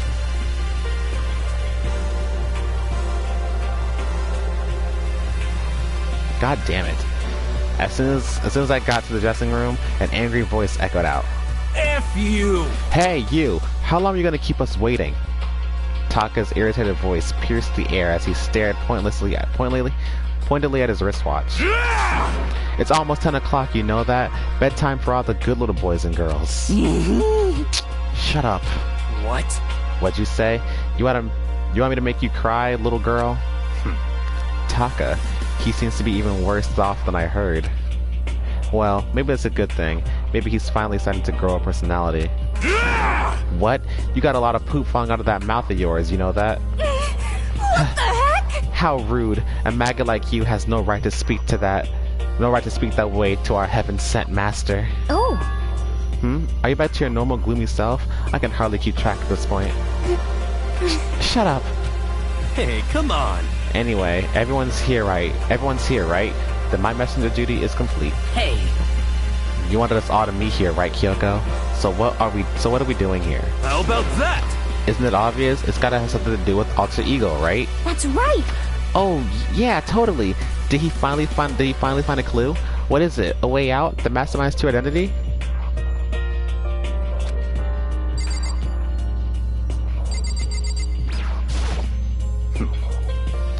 curious as well, so as long as it's not boring. Shut your mouth, Toko. Yo, she just trying to praise her master, Byakuya. What's your problem? What do you want? Am I really the one you should be talking to right now? No. It's gone. Gone?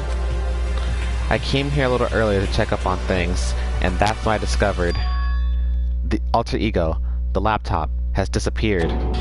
What? No way! You're kidding, right? Oh, Huh? What?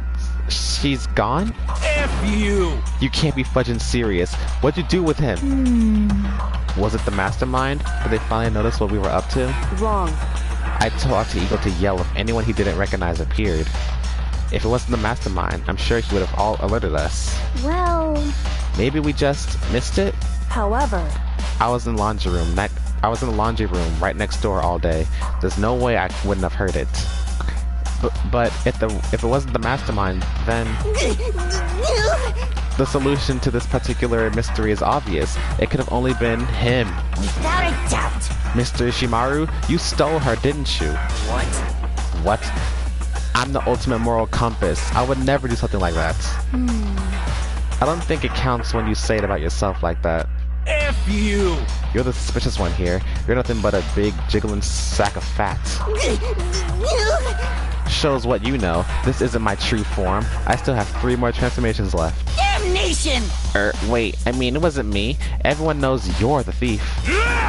Wrong, it's you. For serious? Well, I'm sure it was one of you. So whoever did it, just hurry up and confess. Wrong. No, there's no other way. There's no way either of them did it. Huh? Why not? So... I told Alter Ego to yell if either Taka or Hifumi came into the dressing room. What? What? It was a countermeasure against the clear danger that one of them might come for it. But I never heard any yell. He just jumped to your favorite character, cause... Okay. Indeed. Exactly, which means it wasn't them. But... Then who was it? So that's it. The fundamental circumstances are becoming clear. If it wasn't the mastermind, and it wasn't Taka or Hifumi, then quite possibly it was someone else. Interesting. Makoto, Celeste, Sakura, Hina, Toko, or myself. One of us must be the thief. That's terrible! Why would any of us want to steal Alter Ego? How about this for a reason? There is a traitor among us. Huh? One of us is working for the mastermind, a spy. And that's the one who stole Alter Ego. Can you deny the possibility? It can't be.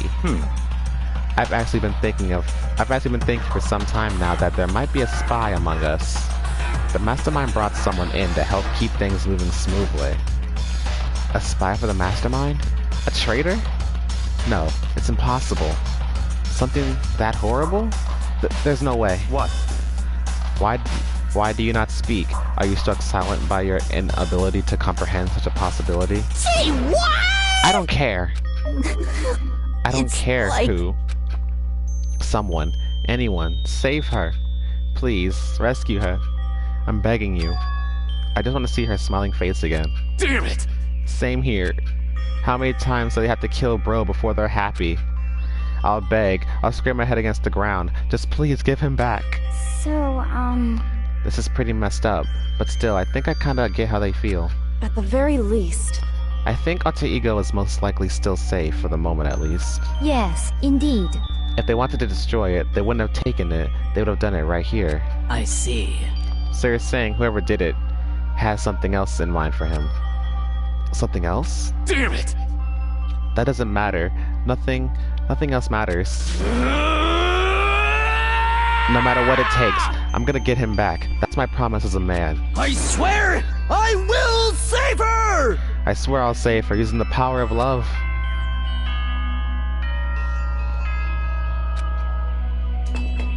Fucking weeb.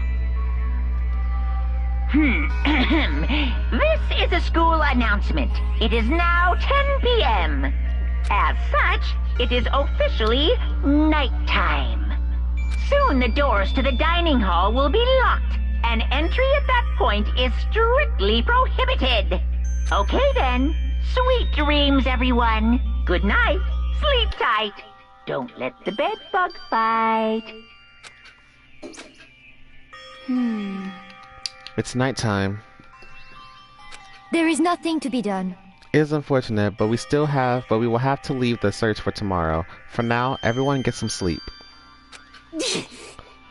How can you be so casual? We don't have time to wait around.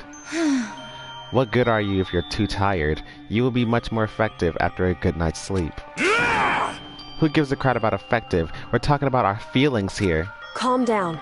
Anything we do at night brings a higher chance of the mastermind noticing us.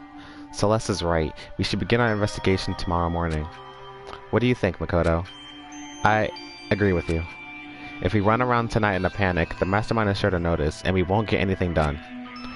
Taka, Hifumi, I know how you feel right now, but it's best if just for the night you can try to endure it. This is fine. Okay, then let us part for today. We will begin our search for Alter Ego in the morning. And you should think about what I said. Someone may very well be spying for the mastermind.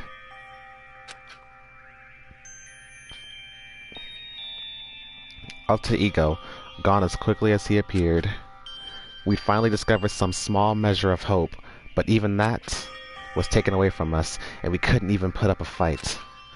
We were given hope, and then when that hope was taken away, despair, just like what the mastermind is doing to us.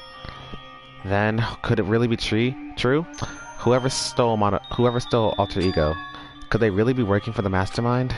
If that's true. No, it can't be. There's no way. I didn't even realize I'd yell that loud. The scary thing isn't the idea of someone spying on us.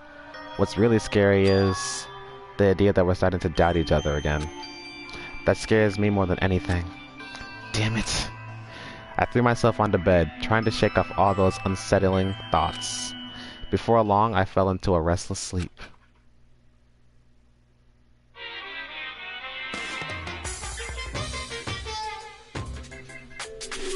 Murder is a word whose definition changes with time, with place, with society.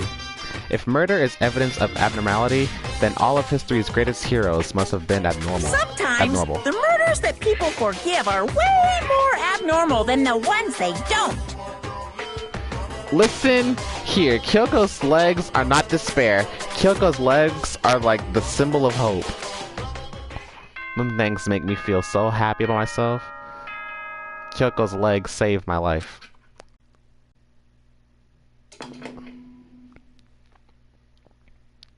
Good morning, everyone!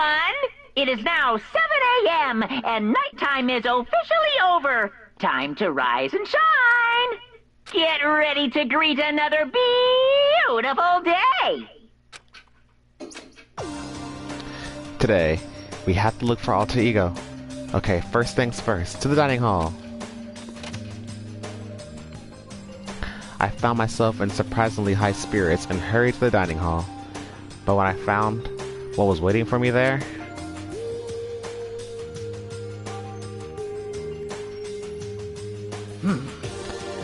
Is this it? What happened to the others? Aren't they coming? There were only 3 people in the dining hall.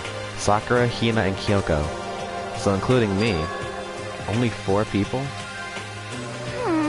God, this is why I hate people who take their sweet time with everything. However... Anyway, let's wait a little longer for the others. So we decided to wait in case anyone else showed up.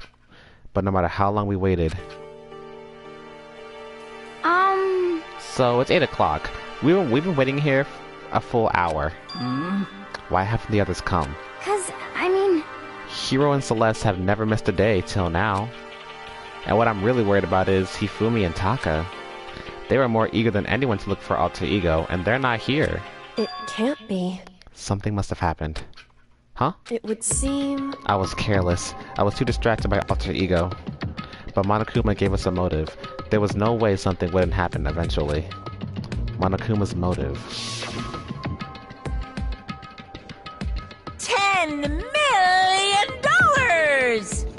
I've prepared this graduation present for whichever lucky student makes it out of here alive. What do you think? It's 10 million bucks! 10 million smackaroos! It's like totally wowie wow, am I right? Don't tell me someone did something for money. That's what I wanted to say, but I didn't bother. I already understood. I understood, and I hated that I did. You can never really know another person completely. Anything can happen here, and you can't consider it strange. Not really. Hey. We need to look for the people who never showed up. Okay, let's go track them down. Without another word, we left the dining hall. Hey. We can cover more ground if we split up. Sakura, you check the dorms. Make sure to check all of our rooms. Makoto, you check the first floor of the school. Meanwhile, I'll check the second floor. Okay. Okay then, I guess I'll check the third floor. Anyway. Don't take any risk. If anything happens, call for help right away. But... I really hope nothing happens. So do I. Well then. Okay, let's go. Anxiety was written across each of our faces as we went separate ways. Without hesitating, I rushed to the first floor of the school. Okay, I need to look around the first floor. Alright, let's see. Oh hell.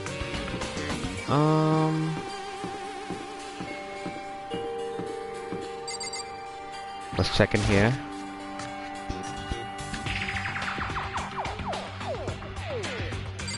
Nothing in here.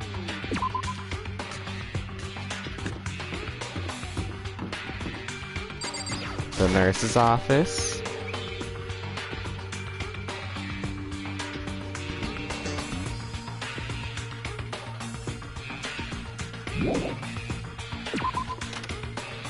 No one's in there. Someone come here! What? That was Hina. She's supposed to be checking the third floor. There was no time to think. I was running for the stairs before I knew what was happening. I flew up the stairs leading to the third floor. Right away, I saw her standing there in the hallway. Please! Makoto! Hina, what's wrong? It's awful. The rec room door was open. And when I looked inside, I saw... What did you see? I better get the others, right? I'm gonna go get them. You go on ahead, Makoto.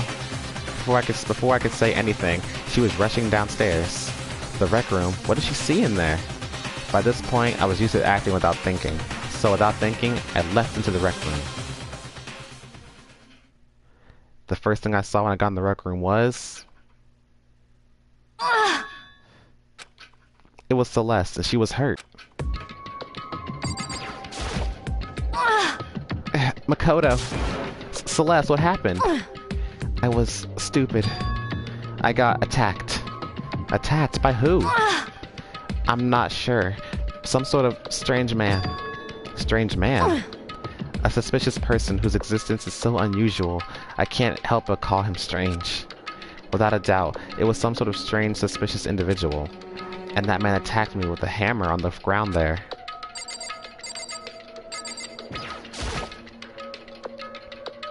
What is this? Some kind of wooden hammer or something? Pretty strange design. There's something written on the head. Justice Hammer number 1?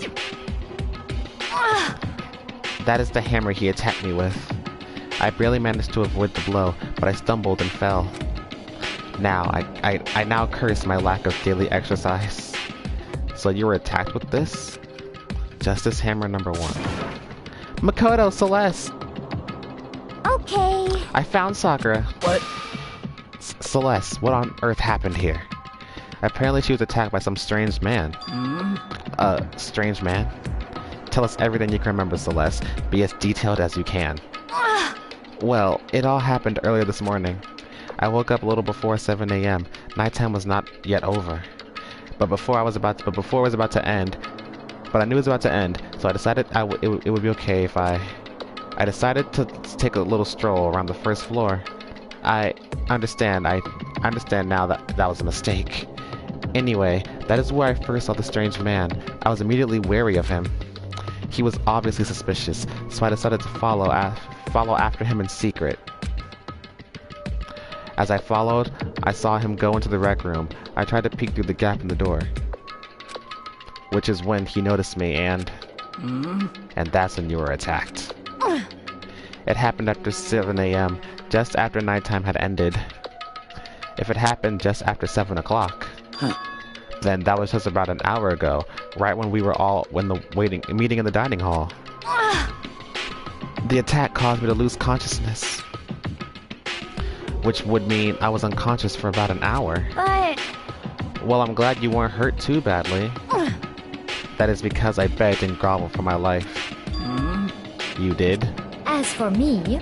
I told him I would do anything if he spared me. I offered to lick his boots, whatever it took. I see. So you were willing to throw away all your pride. Indeed. It is a necessary skill for survival.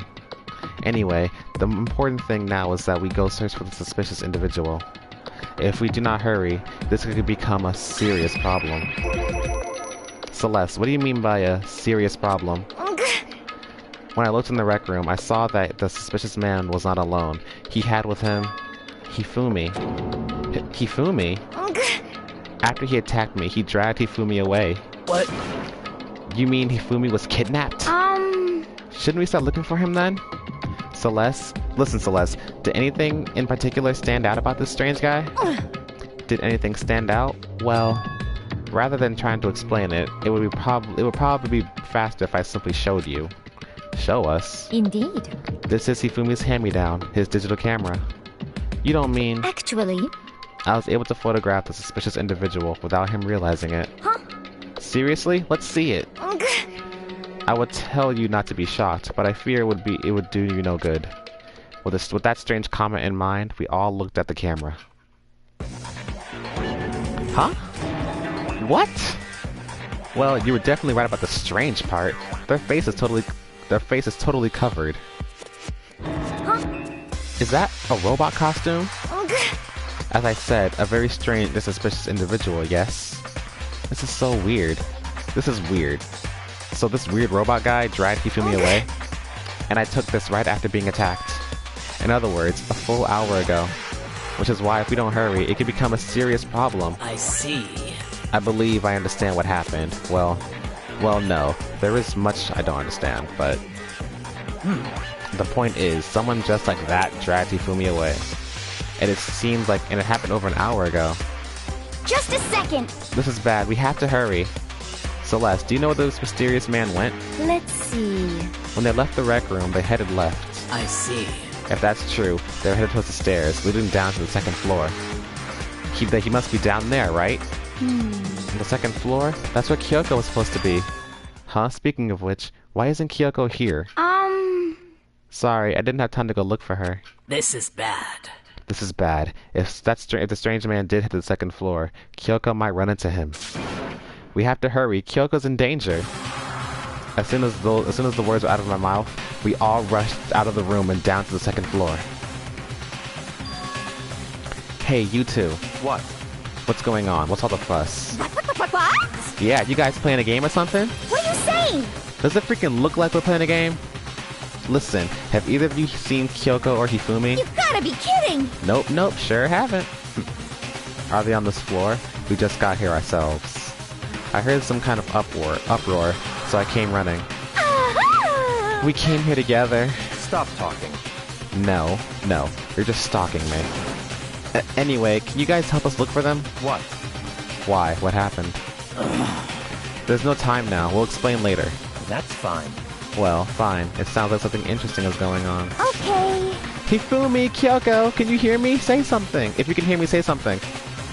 Her voice echoed down the hall in vain. Oh. Did you hear something? Maybe. Perhaps. I think it came from the library. Okay. The library? Okay, let's go. We ran to the library as fast as our legs could carry us. When we opened the door to the library... It hurts. It hurts. We found Hifumi seriously injured. Are you okay? I'm glad to see you're still alive. It's super bad though. Look at all the blood. Byakuya is looking for any reason to escape Genocide Jack. He just wants to get away from both of them. Now he got, it's like, even though it's one body, but he got 2 girls on him, and he don't like either. What? How did you get hurt? That guy hit me. What guy? Robo Justice, or that's why I decided to call him just now. What did you say? What are you talking about?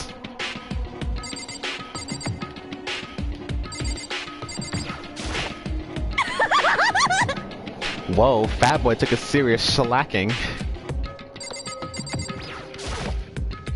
What did you say? Robo Justice. I'm glad to see he is still alive.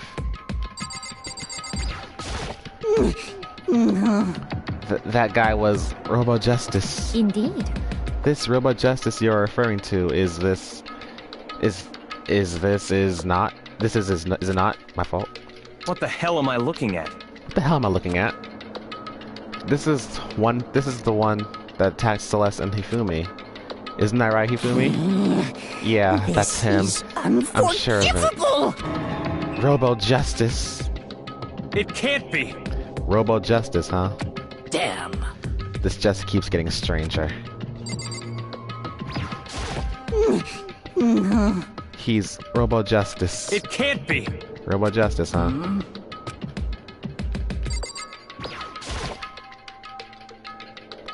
It's a hammer, just like the one Celeste attacked with in the rec room, but this one is Justice Hammer number 2. And on top of that, this one is actually a little bigger than the first one. He attacked me with that hammer. He bonked me right on the head with it. Well... A hammer that big? I'm surprised you're still okay. I'm not okay. Look at all this blood. Hey. Protein helps heal wounds, you know. Would you like some? I have never heard such a thing. Are you sure it isn't just for you? It's him! Pooh, a robot of justice, huh? Now things are really starting to get exciting. What kind of special moves does it have? Can it fly? Can it combine? What? Why is he here? Are you okay with this? Let us not concern ourselves with him. What we need to do now is get Hifumi to the nurse's office right away. Whatever else we do, he needs to be treated as soon as possible. Yeah! You're right, let's go. Thanks, everyone. We moved Hifumi to the nurse's office on the first floor so we could take care of his injuries. How you feeling, Hifumi? Want me to take a look at it? I'm okay. I think it stopped bleeding. I'm still kind of dizzy, though. So then... Perhaps you should rest here for a while. I suppose. Yeah, good idea. Well then. The rest of us should get back to looking for that mystery assailant. Yes, indeed. Indeed, before another victim appears. The Justice Hammers seem to be increasing in size. First 1 and now 2. So in other words... If there is a Justice Hammer number 3, we can only assume that it is even bigger than the first 2. If you get hit with anything bigger than that, you'd be dead for sure. Tell us what happened to you, Hifumi. Well, I woke up early this morning and started looking for Alter Ego ahead of everyone else. I went to the 3rd floor and that's where the strange costume man attacked me. That must be what I witnessed around 7 this morning. Well... After that, he dragged me down to the library and whack! Down came the hammer. That must have been 30 or 40 minutes ago. Around 7:30, in other words. We would have still been in the dining hall. Which means Hina, Sakura, and I were together, and Kyoko was still with us. So we all have alibis. I was in the laundry room doing my laundry. Yes! His black underwear is as black as the pitch black darkness of the dark blackest night. What? Why do you know that? Isn't it obvious? Because I was speaking. Anyway, So what that means, Byakuya and Toko were together at that time, meaning they also have alibis. Then, the only ones who don't have alibis for when Celeste and Hifumi were attacked are the only two we haven't seen yet, Hiro and Taka. That's it, right? Very strange. By the way, what happened to Kyoko? I haven't seen her anywhere. Oh yeah, she was supposed to be checking the second floor, but I didn't see her up there at all. Where could she have disappeared to? She's disappeared, huh? What a strange woman. So that's it. She might be exactly as I suspected. Hold on. Kyoko was with us in the dining hall when Celeste and Hifumi were attacked, so... I'm not talking about who attacked them. Huh? In other words... I'm referring to what we talked about last night. Who the mastermind spy might be. Are you saying Kyoko's working with the mastermind? That's not possible. What? Isn't it? This woman, who seems almost eager to handle dead bodies, hasn't even revealed her true identity. Hey! Save this discussion for later. Right now we need to focus on finding the suspicious individual. Okay. Yeah, if we don't hurry, there's only gonna be more victims. That might be why Kyoko and Taka and Hiro haven't shown up yet. She's right. We have to do something about that mystery man first. Don't worry about me. I'll catch up with you guys after I rest up for a bit. Understood. Take care of yourself. Well then. Okay, let's go. So, whoever that is running around, why are they wearing that weird costume? Don't bother looking for a reason from a deviant. What to do? What to do? So, what are you gonna do? Split up and look around? Our opponent is very dangerous. We don't even know what they're capable of, even here. What? What's wrong? I saw a shadow, something moving at the top of the stairs. Really? Up on the second floor then. Damn. You bastard, you won't get away from me. We all shot towards the stairs. He must be around here somewhere. Let's split up and corner him. Well, But don't take any chances. As soon as you find him, call out and I'll come running. Oh, Okay, but what should we yell? just a second. Anything, it doesn't matter.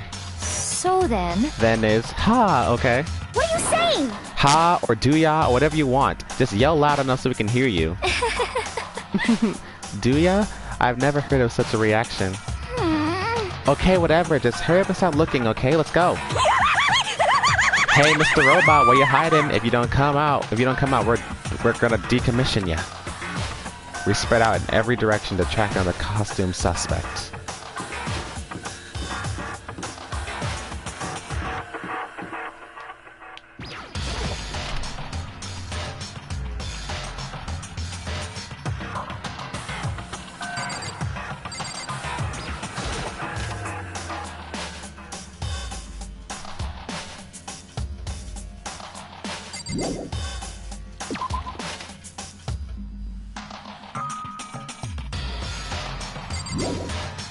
On the library. Scream.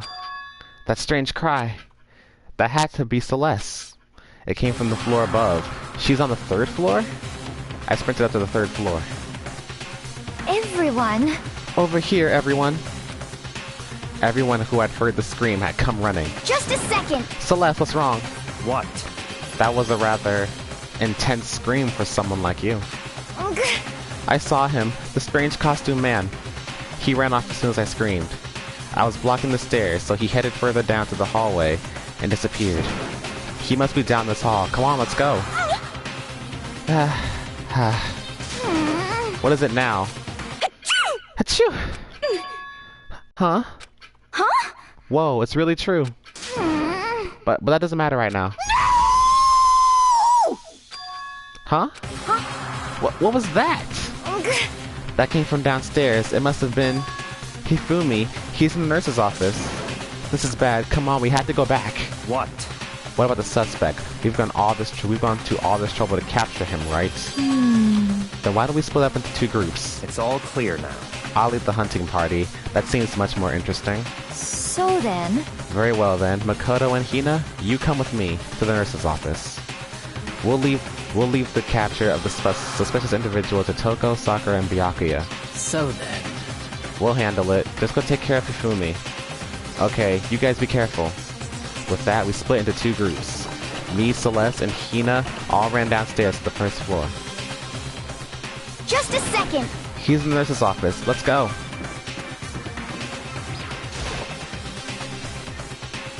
We stormed into the nurse's office, and what greeted us was a world of dripping crimson.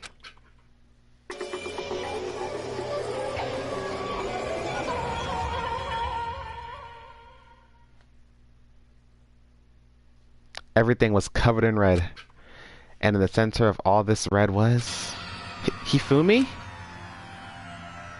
No! It looks like something very bad has happened. I certainly was not expecting this. I did not imagine that Hifumi would be murdered. No way! Murdered? You're not serious, are you? He's not really dead, is he?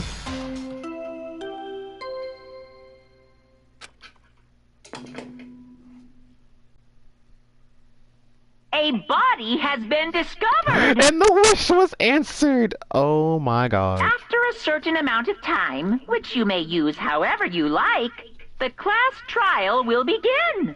When you hate a character so much that you're just like, there is a god.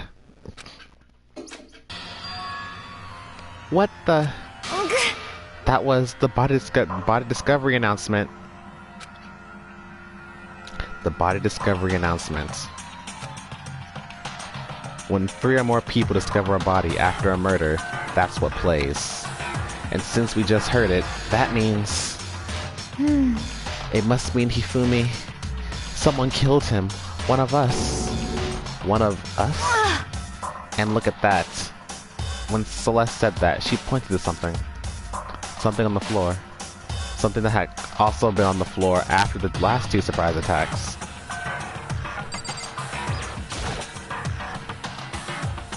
Another hammer. Justice Hammer 3. And it's even bigger than the other 2. Just as I suspected, one strike from that and you're finished. And then the killer. There can be no doubt, the suspicious individual. Going by what Hifumi called him, the culprit must be Robo Justice. Whoever's hiding in that costume is the one that killed Hifumi. But wait. You saw him on the 3rd floor, right? Running back into the hall. So how did he end up at the nurse's office? You're not saying he they teleported or something, right? Are you okay with this? We can figure that part out later. Right now we have to tell the others. You're right. So then... Then shall we go? Hina, snap out of it. Huh? Are you okay, Hina? Sorry. Sorry, I'm not sure I can move right now. I'm feeling kinda... This is a problem. We can't just leave Hina here alone. Okay, then I'll go get everyone. You stay here with Hina. Very well, I'll leave it to you then. Okay, I'll be back soon. I tried to sound confident and upbeat, but I still hadn't stopped trembling from what I'd just been through. Everyone else is probably on the 3rd floor. I have to hurry. This is where everyone was chasing after the suspicious individual. Where was he headed? Celeste, what's wrong? That was a rather intense scream for someone like you. I saw him, the strange costume man. He ran off as soon as I screamed. I was walking the stairs, so he headed further down the hallway and disappeared. He ran off, going further down the hallway. Way into the back of the hallway?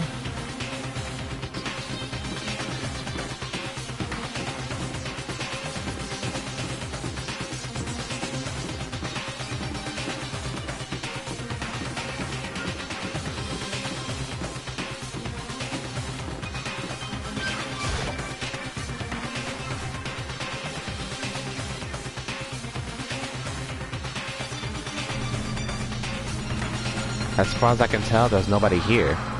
But still, I feel some kind of presence. Yeah, I'm sure I can feel someone's presence. This presence. Is it coming from over there in the back?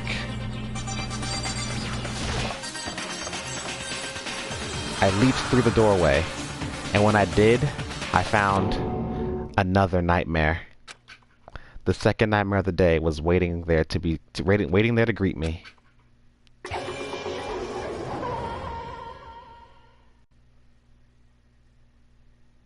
There, in a pool of his own blood, was Taka, dead.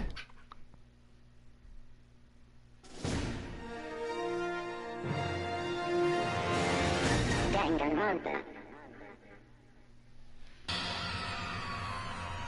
Hifumi's body discovered in the nurse's office. Taka's body discovered in the equipment room. I was witness to two nightmares, one right after another. No, they weren't nightmares.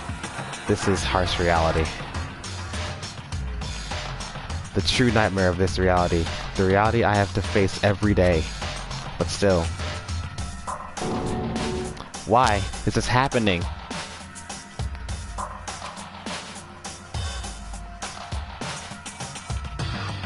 Damn. Toko! Don't tell me. Toko too? Relax. She just passed out when she saw the blood. The blood? Oh, that's right. When Toko is, Toko, she has a fear of blood, huh? We've tried everything to get her to wake up, but no luck. Just leave her be for now. It's like he said, I should just leave her alone for now.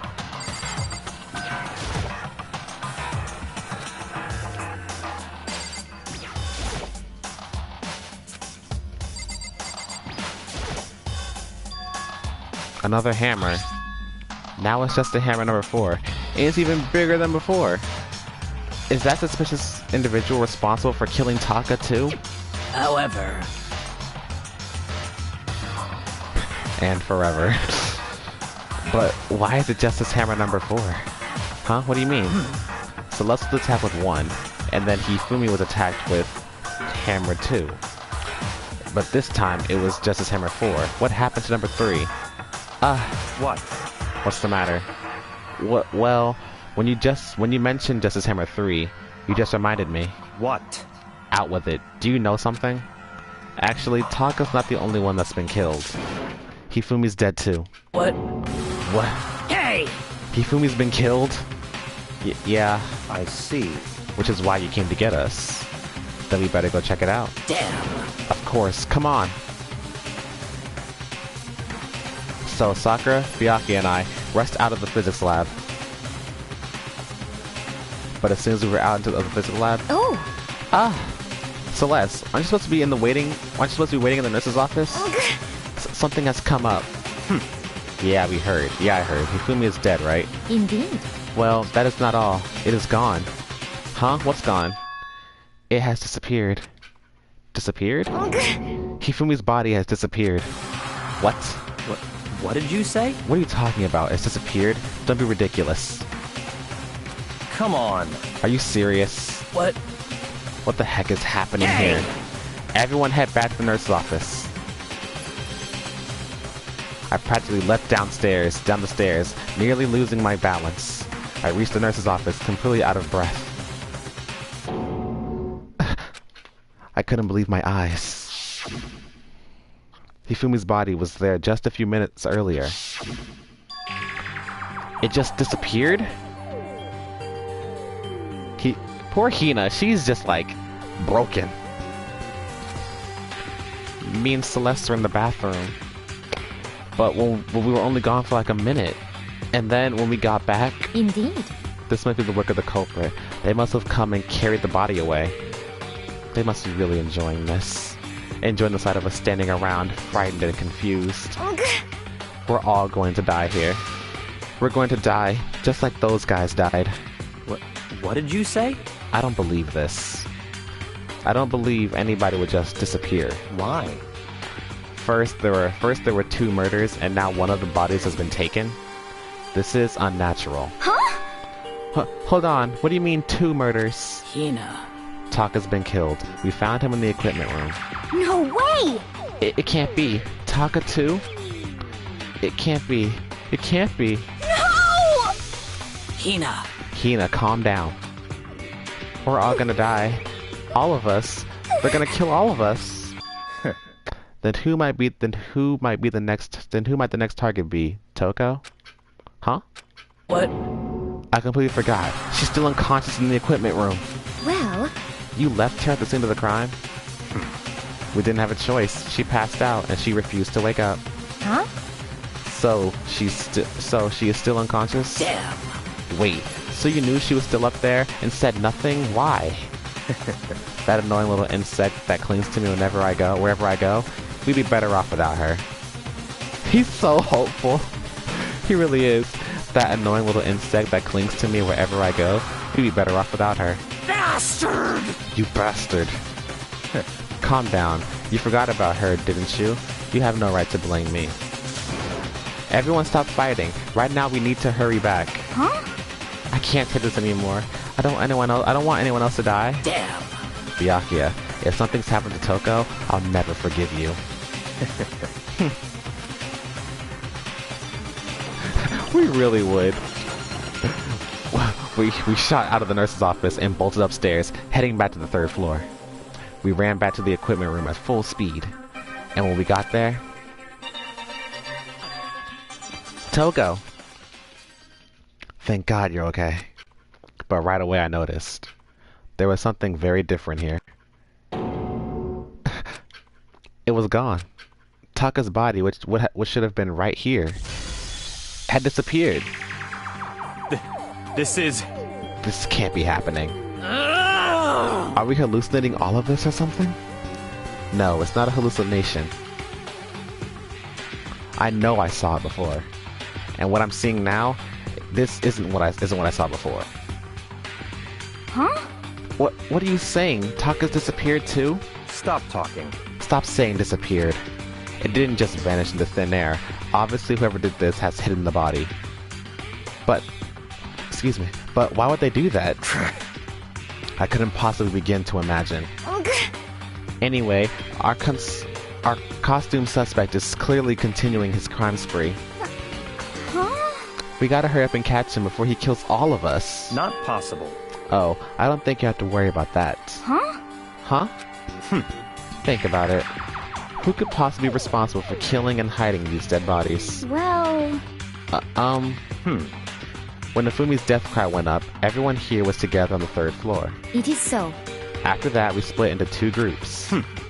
And now this time, you all came here as a group from the nurse's office. In other words, the only ones who could have done this are Hiro and Kyoko, who are still missing. Hold on a second. Kyoko has an alibi for when Celeste and Nafumi were attacked. There's no reason that she was in the dining hall with us.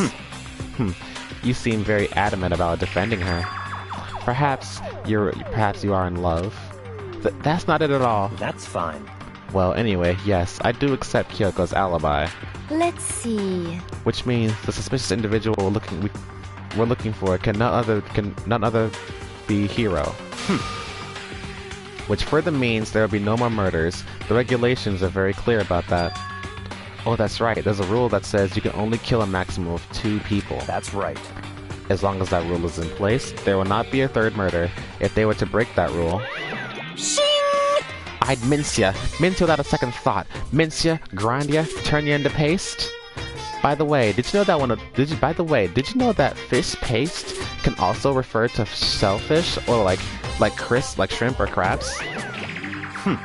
Indeed. Let's see... So, since 2 people have been killed, there's no possibility of any more. Perhaps. I knew that from the beginning. You knew that from the beginning, didn't you, Byakuya? Which means you knew Toko was never in danger. I still meant it when I said we'd be better off without her, though. In other words... Anyway, with that in mind, we can now relax and search for the 2 missing bodies. The 2 missing bodies. 2 people have been killed, and the bodies have been hidden. The only one without an alibi, the only one who could have done it, is Hiro. But is he really the killer? And what about Kyoko? If she's not involved in this case, where'd she go? What? Hey Makoto, what's the matter? Huh? Oh, it's nothing. Whatever. We need to find those bodies, or our little narrative here can't move forward. So then... Very well. Then let us split up and begin searching. But... There's no need to be afraid. No more murders will take place during this case. 'Cause, I mean... I know that. I mean, I think I do, but... Hina. If you're still nervous, I'll come with you. Huh? Okay, thank you. No need to thank me. Then let's get moving. Yell out if you find anything. Byakuya left the equipment room, followed by the others. I had to try and find the 2 missing bodies.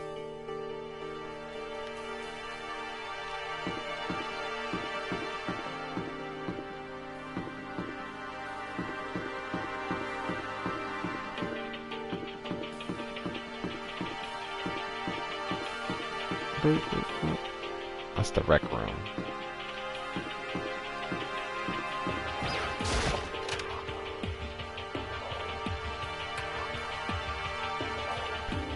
Getting tired of this. Nothing in the... whatchamacallit.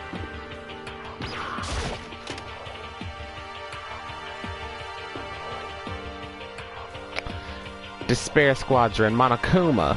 Nothing in here either. Makoto. Come on. Why are you just standing there? We need to get to the respiratory. Huh? You mean? Indeed. I found them. Hifumi and Taka's bodies had both been hidden in the respiratory. Goodbye. We've already told Hina and Sakura. We'll go on ahead. Their bodies were in the respiratory? Repository? Or whatever you want to say that. Alright. Wait, where am I going?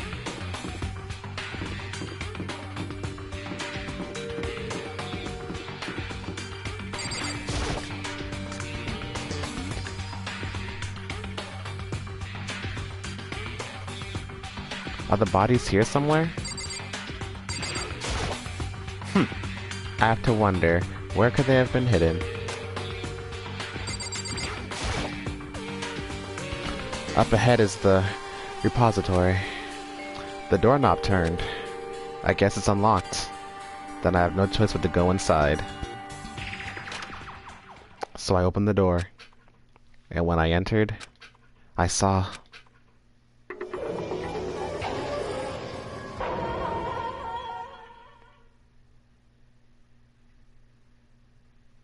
the 2 bodies that had disappeared were right here, right there. The smell of blood made me gag. What I saw before my eyes was unquestionable, unavoidable, unwavering reality.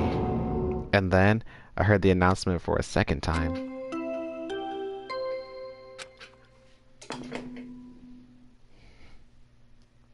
A body has been discovered! After a certain amount of time, which you may use however you like, the class trial will begin. And so here we are. It's the Monokuma file! Without further ado, let me give you all the next Monokuma file. I was going to hand them out when you found the bodies the first time, but I thought something might happen. What? It was really hard to resist, but turns out I was right. Stop talking. Just hand it over already. Punishment is waiting for you. Now make sure to investigate with all your mental might and prepare them for the class trial. See ya later! Okay, see you later. Well then, now that we found the bodies, all that's left is to uncover the culprit. What the heck? Hold on. How can you be so calm? I mean, they're dead, you know. That's terrible. Dead. Gone forever. They're never coming back. Awful. This is just too awful. Hina suddenly burst into tears. She clutched at Ifumi's lifeless body. Who would do this? Why? Why? Large, wet tears fell from her eyes. The tears landed on Hifumi's cheeks. If this were some world of make-believe, that might have been when Hifumi opened his eyes. But this wasn't a movie.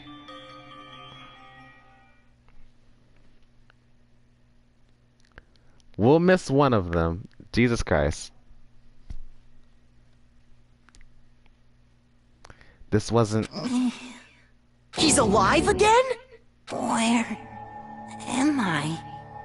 Cold. So cold. Is winter coming? Hifumi!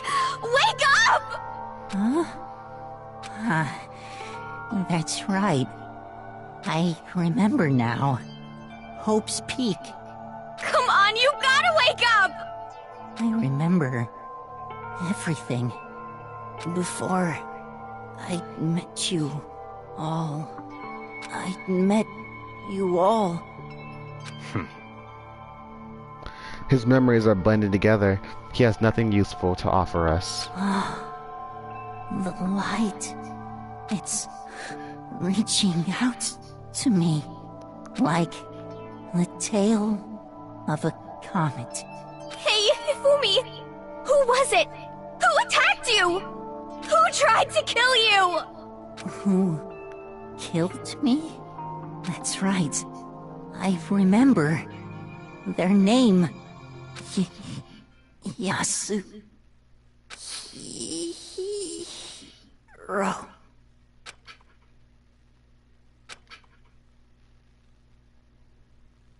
His eyes closed, and they never opened again. Death for the second time. Absolute, undeniable death. No matter how many more of Hina's tears splashed his face, there was no second miracle. Reality set in again. This isn't some stereotypical fantasy world. Tears can't restore a person's vitality. Honestly. You have no tears, do you? No blood in your veins, no calcium in your bones. At least you have your meat. Stop talking. You're just angry. Going out of his way to return, just to leave us with those unnecessary dying words. Now this game has become exceedingly boring. He said Yasuhiro, right? Then perhaps... Yasuhiro Hagakure. That is the only person he could have been referring to. So in other words... And with that, the case is solved. Assaulting people and even killing Taka and Hifumi? And then going as far to hide their bodies. A criminal that hides his face behind a mask and uses a bunch of giant wooden hammers? Is that what Hiro is? What is this? If it's true, I can't forgive him.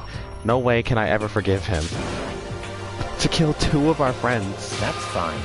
Anyway, it's about time we track down the culprit in our little life or death game here. Although, this time it's not a life or death. The trial will conclude without much trouble. Indeed. Yes, it does look that way. It's going to begin again. We have to go through this one more time. I have to accept it. I have no choice but to go through with this to make sure everyone survives. I just have to do it. Investigate. First, I better check the Monokuma file. The victims were Hifumi Yamada and Kiyotaka Ishimaru. The cause of death for each was a blow to the head. It is thought they were both killed with a similar weapon. That's it? Very strange. Yeah, it's pretty strange. We got way less information this time than before. That is no problem. After all, the events of this case unfolded before our very eyes. We should know more about what's happened than the Monokuma file could anyway. Maybe. Well. There's something else that's bothering me. Someone else had been missing for quite a while.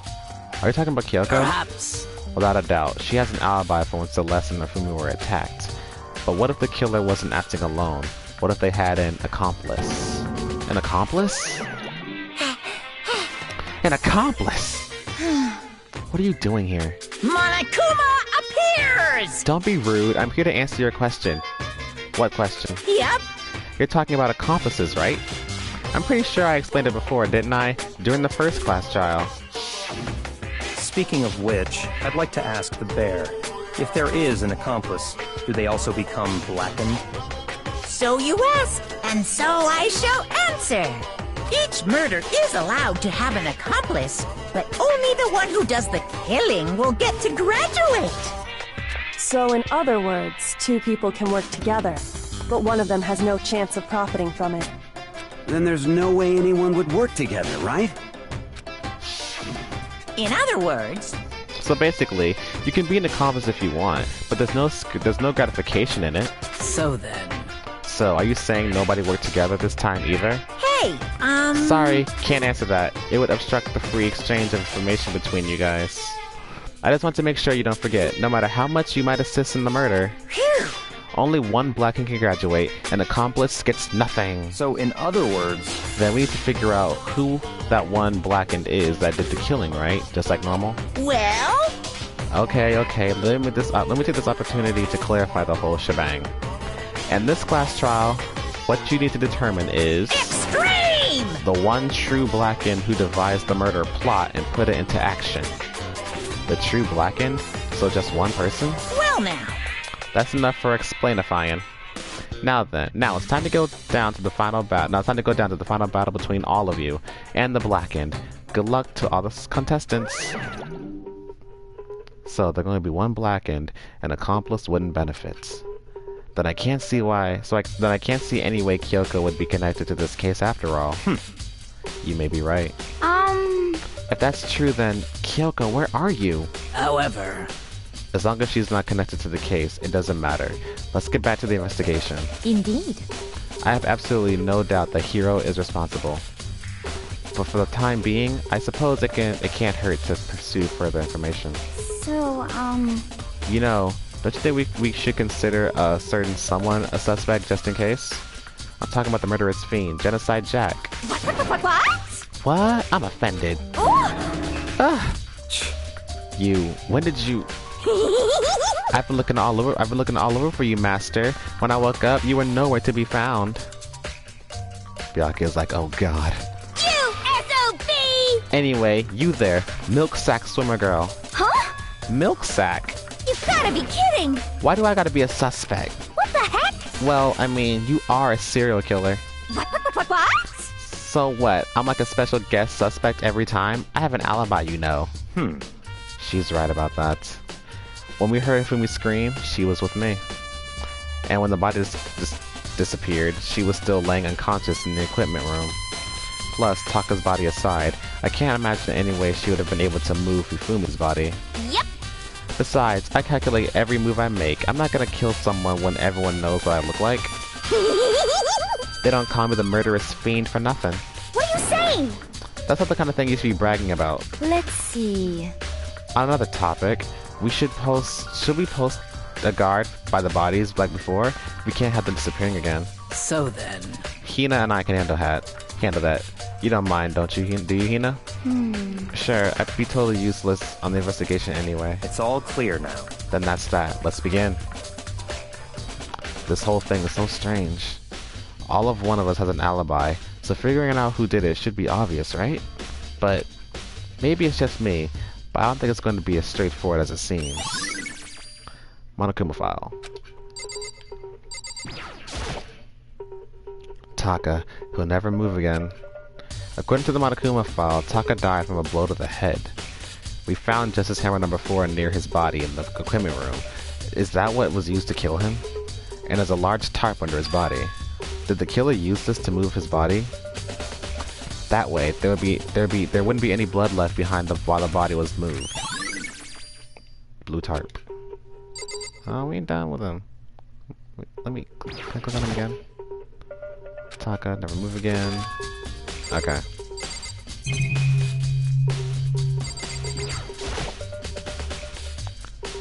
It's a dolly. It doesn't have a handle. I saw this in the art room before. I guess it's used to move statues around. It's kinda awkward, but if you bend down, it's not too hard to use. Huh? But wait. Wasn't this in the equipment room when we found Taka's body? And look at that wheel. There's a bloodstain on it. So there's blood on the wheel of the dolly that was moved from the equipment room to the repository. What's the explanation for that?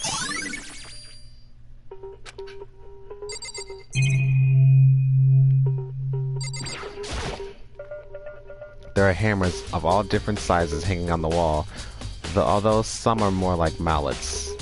Mallets? Could the Justice Hammers have been designed using these as a model?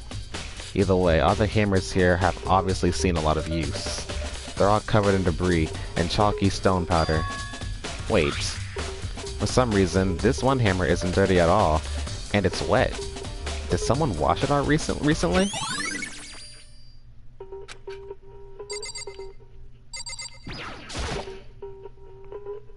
He Hifumi's big, cold body was laying on the floor. His really big body. I mean, how on earth was the killer able to move someone so big? From the nurse's office, where he was discovered, to here, the repository. All the way from the first floor to the third floor, and all without anyone noticing it? How the hell? It's no good, I just don't get it. I can think about it later. For now, I have to finish investigating Hifumi himself. If I remember correctly, Hifumi's fatal injury was also a blow to the head. Probably from Justice Hammer number 3, which was laying on the floor in the nurse's office. Huh? Wait. Something's off about his body. Why am I getting this feeling? Something's different. Something about Hifumi's body in the nurse's office versus his body right now. That's it, his glasses. When his body was in the nurse's office, his glasses were covered with blood. But now, they're completely clean. Does that mean someone wiped his glasses off? But who would do that, and why? Hifumi's glasses. Byakuya, do you think Hiro really did it? I don't see how anyone could think otherwise. When the attacks and murders and disappearances all happened, every one of us had an alibi. And the last thing Hifumi said when he died... Yeah, he said Hiro's name. So, in other words... Then there's no room to suspect anyone else. Okay, but if he did do it, why would he hide his identity with that weird costume? Maybe he thought that no matter what happened, he'd be safe as long as his face was covered. Because he's the fool of the century, you see. I mean, he is kinda dumb. But do you really think that's enough to explain it? I feel like there's another clue in there, hiding in there somewhere. What? And is that it? That's all that bothers you about the case? Well, no, there are a few other things. Like, why did the killer try to hide the bodies? They probably figured that if we couldn't find the bodies, we couldn't complete our investigation. But if that's the case, we found the bodies pretty easily, didn't we? Again, it comes back to the fact that the culprit was a moron. Is that really all there is to it? The other thing that bothers me is, why did they bother killing 2 people? What? Because all the rule says is, if you can kill someone and get away with it, you graduate, right? So if you're the killer, your number 1 priority is not getting caught. But killing 2 people means more clues, more chances you'll get found out. I see. Hold on. Perhaps... I see. So that's what that means. Is everything okay? That's enough. Don't talk to me as if we're friends. What's with this attitude? But you have my appreciation. Goodbye. Thanks to you, I might have some fun with this after all. His mysterious words hung in the air as he left the repository. He talked as if I'd figured something out. But if he did, would it have killed him to tell me what it was?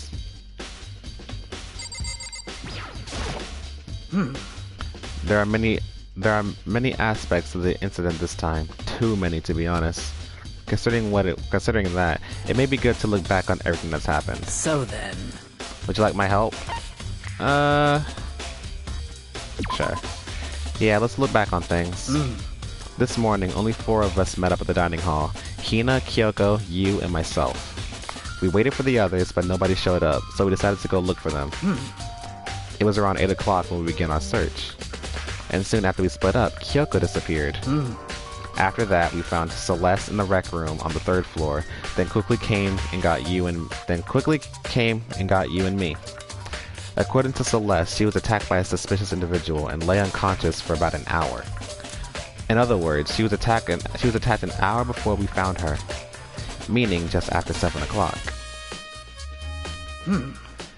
Based on the picture Celeste took, we discovered her attacker was dressed in a strange costume. It was Robo Justice. It also became clear that this Robo Justice had dragged Hifumi away. After meeting up with Toko and Byakuya, we began searching for the costume assailant. We found an injured Hifumi in the library on the 2nd floor. We took him down to the nurse's office on the 1st floor, then resumed our search. But not long after leaving the nurse's office... What's wrong? I saw a shadow, something moving around the top of the stairs. Based on Celeste's claims, we went back up to the second floor, where we split up and began searching. Then, right after that, Celeste screamed. This time she had apparently seen the suspect on the third floor. Hearing her screams, we quickly made our way to the third floor. Celeste, what's wrong? That was a rather intense scream for someone like you. I saw him, the strange costumed man. He ran off as soon as I screamed. I was blocking the stairs, so he headed further down into the hallway and disappeared. And then... Huh? What was that? That came from downstairs. It must have been... Hifumi, he's in the nurse's office. This is bad. Come on, we have to go back. At that point, we decided to split up into two groups. Celeste, Hina, and I went to check the nurse's office. Meanwhile, you, Byakuya, and Toko pursued the suspect up on the third floor. And when we got back to the nurse's office, we found Hifumi's corpse, which was also when we heard the body discovery announcement play. I left Celeste and Hina alone and headed back to the third floor to tell the others what had happened. However... But at the same time, we had discovered Taka's body in the equipment room, which means Hifumi and Taka's bodies were discovered right around the same time. Because I remember hearing the body discovery announcement play right after finding Taka. And that's when I showed up and told you and Byakuya that Hifumi had been killed, right? Then you, me, and Byakuya all headed back to the nurse's office, leaving behind Toko, who had fainted. But as soon as we left the physics lab, we ran into Celeste, who just arrived to tell us something very unusual.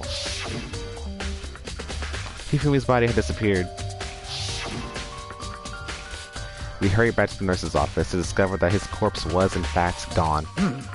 Then we remembered we had abandoned the unconscious Toko and rushed back to the equipment room.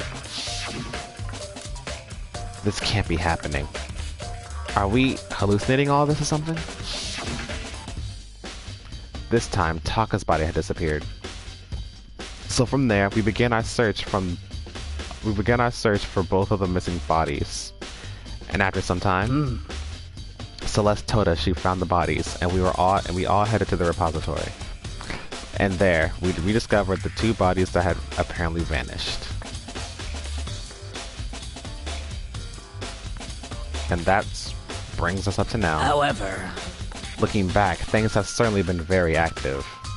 If you want to look back at the case again, just let me know. I'm fine anytime. So, Hey, Makoto, I've been thinking about something. It's about the repository. Huh? What is it? After Hifumi and Taka's body disappeared, we split up to look around, right? I was really scared, so me and Sakura stuck together. But... And we came right to the repository to, look around. But when we got here, the repository was locked. We couldn't get inside. It was locked?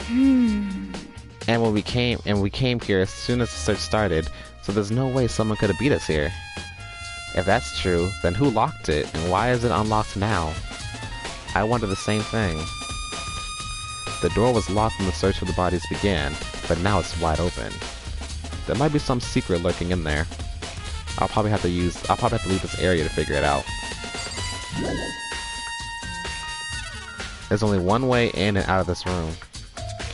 Through the door that Hina said was locked before. There's definitely a lock on this door, but it can only be locked from inside the repository. I don't see any way to lock it from the art room.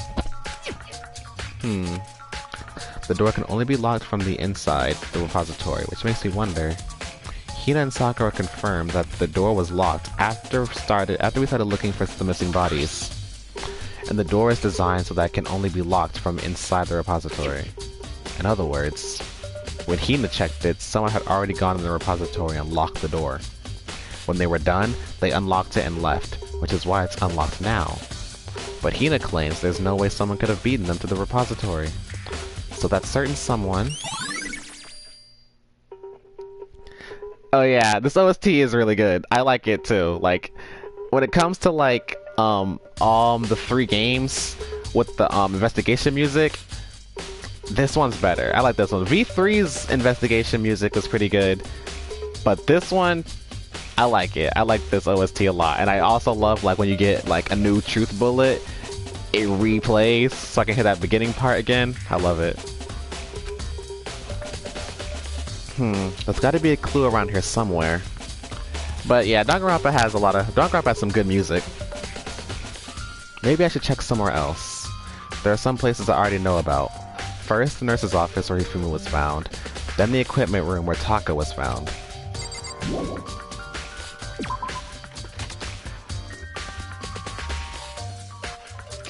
We'll go to the equipment room first, since it's already on this floor. Alright, yeah it is.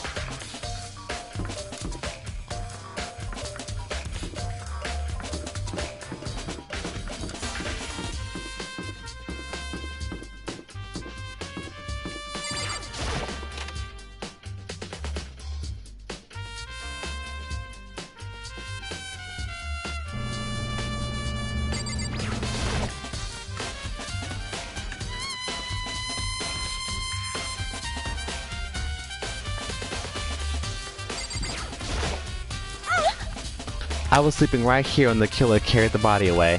What? I'm super pissed. I missed such an ultimately rare event.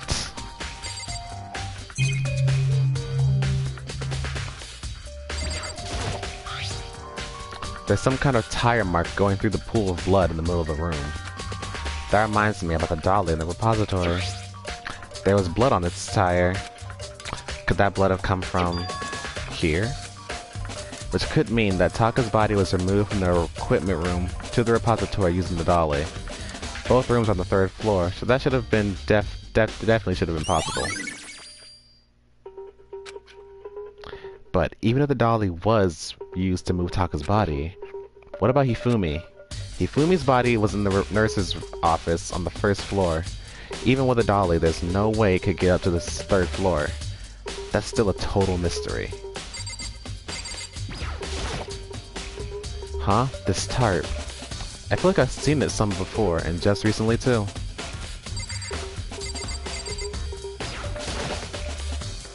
Just as Hammer 4, the weapon that was used to kill Taka. The body was moved, but the murder weapon was left here. Alright. Next we go to the nurse's office. Where the fuck is Kyoko?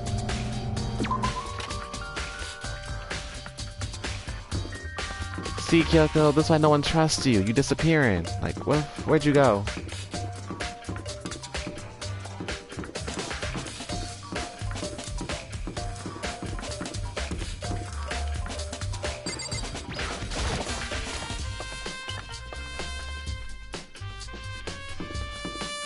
Nurse's office.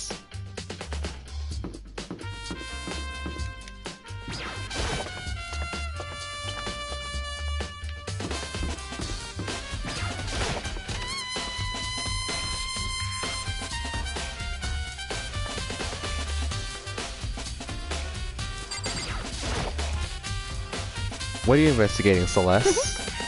I'm not investigating anything, precisely speaking. I'm simply going around seeing if Hiro might be hiding somewhere. What about you? Oh, you know, I'm just checking this and that.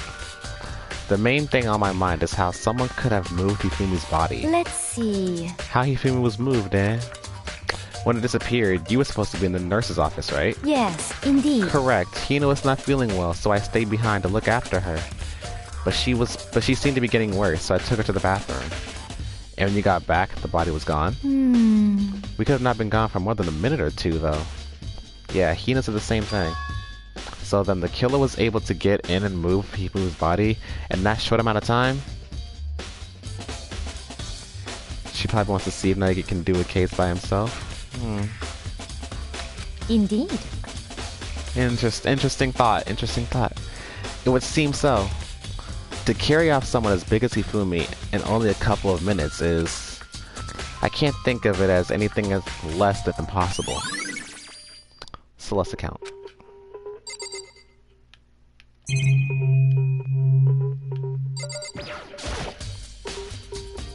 It's just a normal trash can. Huh? Wait, there's something inside. It's too small to be a handkerchief.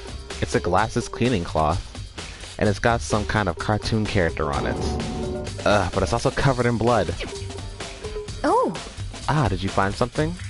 Yeah, there was a cleaning cloth in the trash can. Huh? A cleaning cloth? And it's all bloody. Whoever this belonged to, it must have been used to wipe up some blood. But who would need to do something like that? I haven't the slightest idea. Yeah, me neither. Me either, but I think it might be important.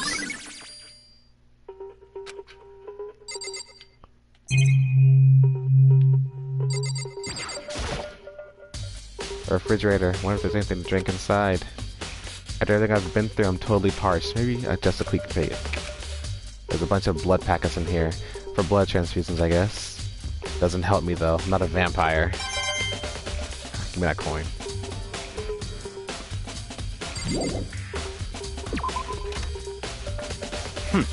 So this is where you were. I've been looking for you. You have? I wanted to thank you for what you did.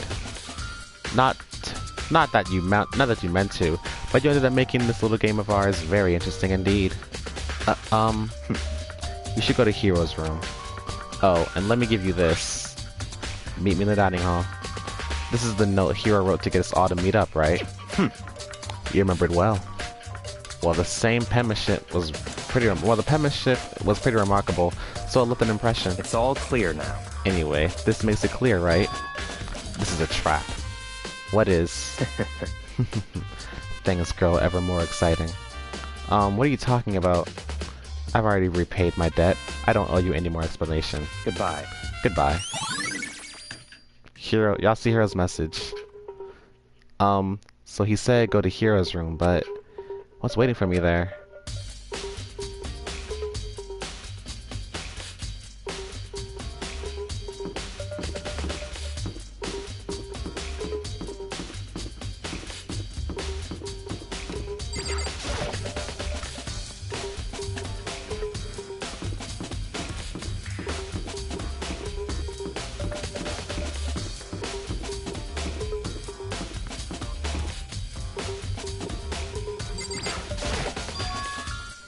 The door is unlocked. I guess I can go inside. Bianca did say go look. It might not be a great idea, but I'm going to take the plunge.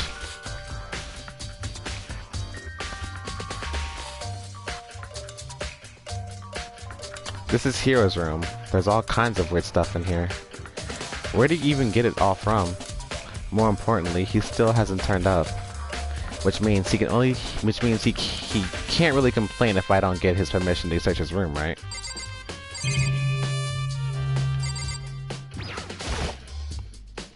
I think there's something in the cardboard box. It's blueprints or something, and something made out of, it looks like cardboard, plastic, and plaster? Is this Robo Justice? And it's in Hero's room? But wait. These blueprints. Something about them bothers me.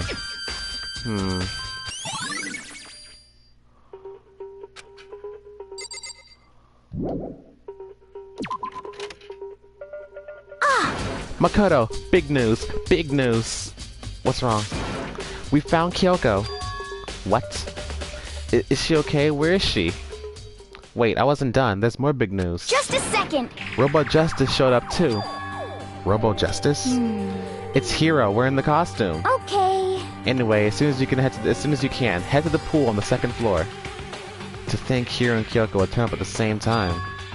Anyway, I had to go to the pool. I ran up to the second floor as fast as I could.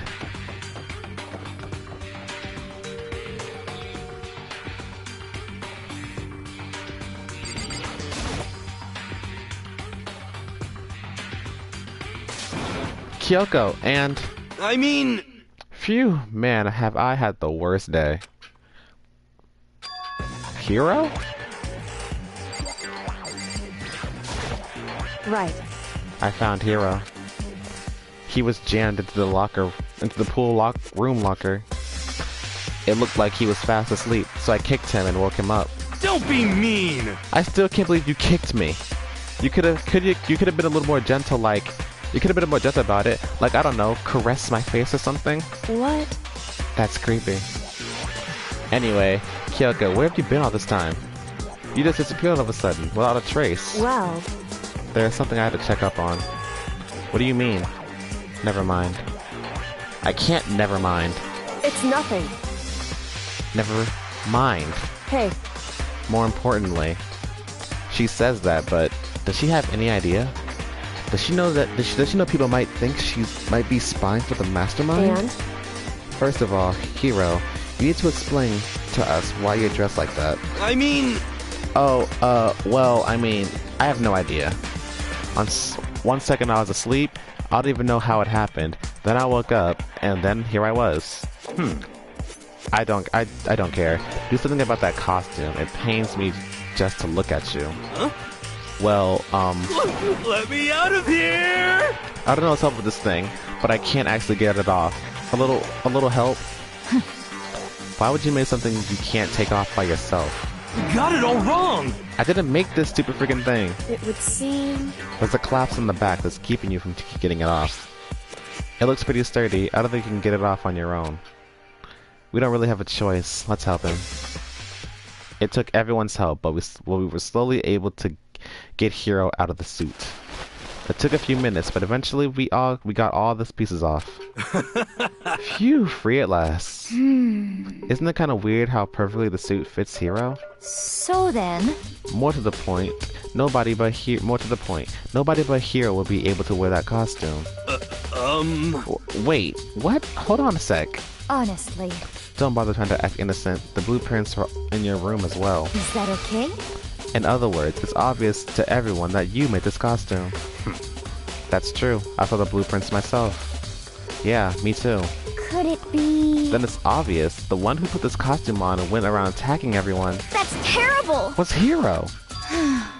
Shall we tie him up and gag him? Just the worst. Good idea. We wouldn't want him killing anyone else. What? Tie me up. Hold on, guys. I think that's going a little far. That's right. He may be a suspect, but he deserves fair treatment. Yeah, I mean, attacking blueprints. I have no idea what you guys are talking about. What the heck? You can't walk your way out. You can't talk your way out of this. It's been decided. You killed them. Please! What? Killed who? I have no idea what you're talking about. There must be a fake hero running around. What are you saying? You're the only one who can wear this costume. So who else could have possibly could be the costume attacker? What the heck? How do you know I'm the only one? Maybe you should try it on for yourself before you convict me. Okay. Fine. If you're gonna be a jerk about it, I will. Without missing a bit, Hina started putting on the Robo Justice costume. Huh. See? Look. See how loose it is? I mean, come on. I'm blind as a bat in here. Can't see my feet at all. I'm surprised you got anywhere in this thing. I'm telling you, it wasn't me! And not to mention, you totally can't bend at the waist. Seems like a pretty obvious oversight. That's not a very nice thing to say. I mean, it's not like I made it. I just got caught up in the moment. Well, either way, now we know for sure, right? I mean, it seems pretty clear that nobody but Hiro could have fit into this dumb costume. In a huff, Hina took the suit back off again. Well, now you're all out of excuses. No. See, cause you're a girl. If it was another guy, then Makoto, go ahead. Okay. Against my will, I picked the pieces off the floor and tried putting them on. It's no good. The arms are too long. There's no way I can wear this. Just a second! See, I told you it was impossible. You are absolutely right. It seems this costume was made to fit Hiro's body exactly. But... Then there's another costume. They must have one that looks the same, but it fits them. Honestly. If you insist on this line of defense, then show us some evidence. what the heck? Evidence? You claim there's another suit, yes? Then you must find it and show it to us. What the heck? Just the worst. Who cares? Hiro's the only one without an alibi during this whole thing anyways. That's terrible! Which is how we know it was him. What? I mean, is that really true? I have no idea what's even happening. Could someone, like, tell me? Robo Justice.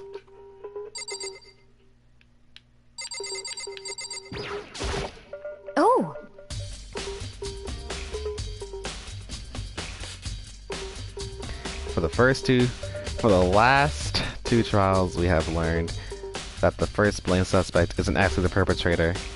So why do we carry this trope from the case, from one case to the other? Don't watch yourself, Ursa. Watch yourself. Don't underestimate the power of Dangan. Then perhaps... Where was Kyoko hiding?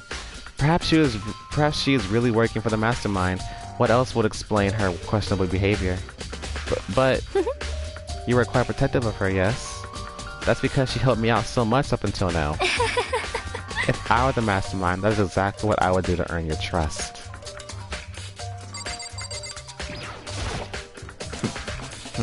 It's looking more and more likely it really was a setup.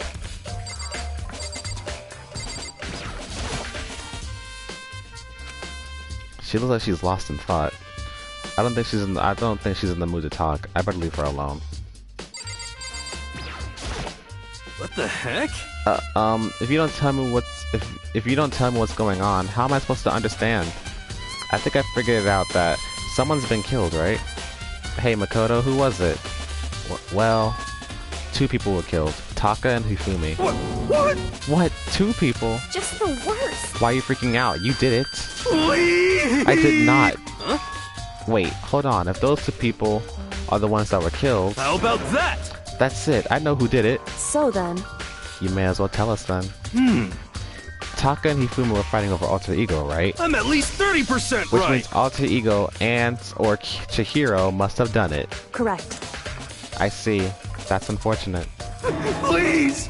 Huh? Unfortunate? What the heck? Stop trying to trick us. Just admit that you did it, okay? I'm telling you, you got it all wrong. Oh, so then... I know. That note. Note? Last night, someone slipped a weird note under my door. And here's what it said. I found a hole. Maybe we can use it to escape. Monokuma can't find out, so don't tell anyone else for now. Let's meet in the rec room at 1 a.m. But the last thing I remember is going to the rec room, and then for some reason I fell asleep. Hey! The real killer probably drugged me or something. Just the worst. Not a chance. So... No, hold on. He could be onto something. The nurse's office did have chemicals that could do that. Huh? What, really? I told you, someone's trying to set me up. A secret passage, a chance to escape. Someone wrote all that to trick me. Even if that's true, you must be one dumb fish to bite every piece of bait that floats in front of you. Well, after being trapped here for so long, even if you know it's a lie, you still gotta check, right? Yeah, they preyed on my desire to get out of here. They deceived me. I still don't buy it. Don't be mean! Well, you should buy it. Just a second. Okay, then show us that note. Urza, question. Since you obviously, even though you don't like Hiro, you don't believe Hiro is the one that did this, then tell me, who do you think is the one that did this? Who do you think murked one of the boys? With pleasure. I have my right. I have it right here in my pocket. No way! Looks like I lost it. Yeah, sure. Please! Please, you gotta believe me. I wouldn't hurt a fly. As I said before, if you want us to believe you, you must produce evidence. Can you show us the note? I have no particular issue with what you claim, but if you want us to believe you, give us a reason. What the heck? For serious? Now then, shall we resume our investigation? There's no time to waste before the class trial begins. Why do we need to keep investigating? We already know who did it. What the heck? Why? Why did you kill them? Tell us, Hiro. No, it's like I said. Just the worst. Was it really to get the money Monokuma offered us? Yeah, that must be it. You must be totally broke, and that's why... Wait, that's a false accusation. Someone help me. What are you saying? Then be thankful we haven't bound and gagged you. If you have time to yell and carry on, you have time to search for your evidence, right? What? Oh, you're right. I have to look for that second suit and that note. Feet, don't fail me now. I guess I better get back to guard duty. I was gonna ask Toko or Genocide Jack to switch with me. But if she and Sakura got into a fight, we'd have a catastrophe on our hands. Well, bye. One by one, everyone peeled away. Makoto. Makoto, do you have a second? Huh? I want you to help me with the investigation.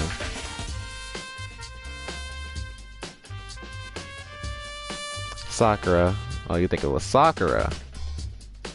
Clever. She is. Sakura got muscle now. Strong woman. Alright, alright. I want you to help me with something with the investigation. It would seem...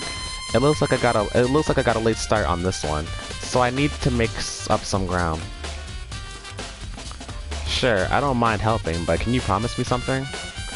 Later when we have time, will you tell me why you disappeared? Why is that? No. To reject me so simply. Anyway, I need your help. You don't mind, do you? Okay. shall we go? Thanks. Now then, shall we go? Hey. Fat ass. So Makoto, first I'd like to examine the corpses. Examine the corpses. I can't believe I'm hearing that from a girl the same age as me. Correct. Dead bodies don't lie, you know. They tell the truth far more easily than the living. Hey. Wouldn't you agree? How am I supposed to answer? Anyway, we have to hurry before the class chat begins again. Yeah, you're right. Okay then, show me where the bodies are. They're in the repository. Then I guess we should head that way for now. Come with me.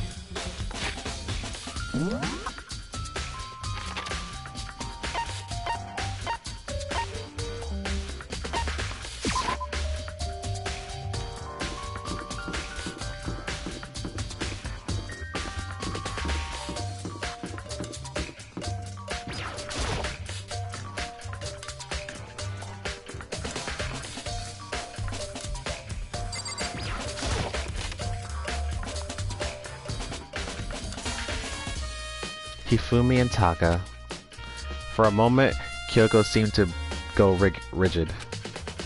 But only for a moment. so then, Well then, let's get started. She crouched down next to Taka, and without hesitation, began poking and prodding at the bodies. I knew it. The Monokuma file was right. They were killed using similar weapons. Her movements were so smooth. She was so calm. Seeing how comfortable she was actually made me feel a little more comfortable. I see. Makoto, I found something. You Hey. did? You remember the wristwatch Taka always wore on his left hand? He did? Whew. Are you so oblivious to the people around you? Do you dislike other people that much? No, that's not it. Anyway, so you say he had a watch? So then, Take a look. It's broken. You can see the hands are moving, right? It most likely broke when he had his encounter with his assailant. And if you notice, the hands are frozen just past 6 o'clock. So that would mean the watch was broken sometime just after 6. that's right. But last night, Taka's watch definitely wasn't broken.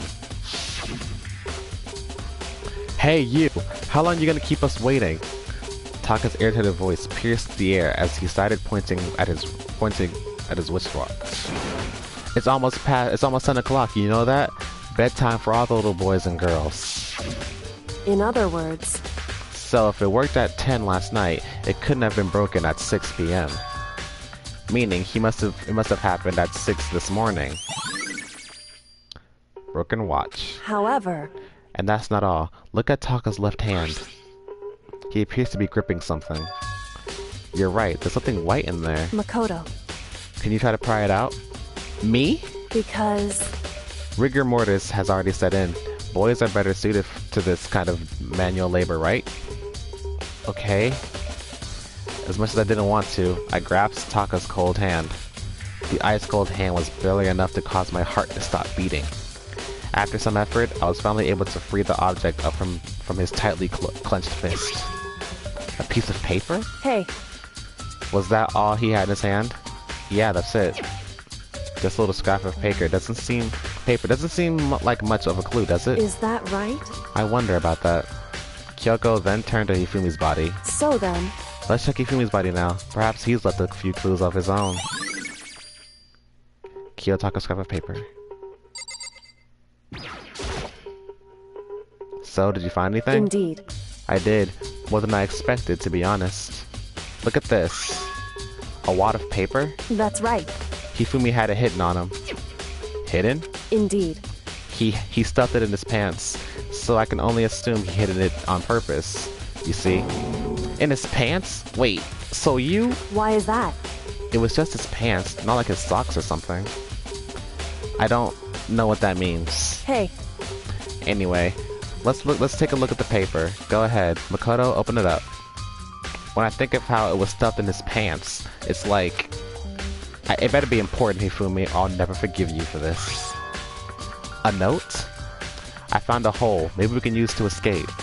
Monokuma can't find out, so don't tell anyone else for now. Let's meet in the equipment room at 6 p.m. a.m. So... That sounds very familiar. That's it. That's the same thing Hiro said. That he was telling us the truth. However... Although, it's not exactly the same, is it? Last night someone slipped this weird note under my door. And here's what it said. I found a hole. Maybe we can use it to escape. Monokuma can't find out, so don't tell anyone else. For now, let's meet up in the rec room at 1 a.m. The time is different. Hiro told us his note said to meet at 1 a.m. But the note that wrote to Hifumi asked him to meet at 6 a.m. Is that right?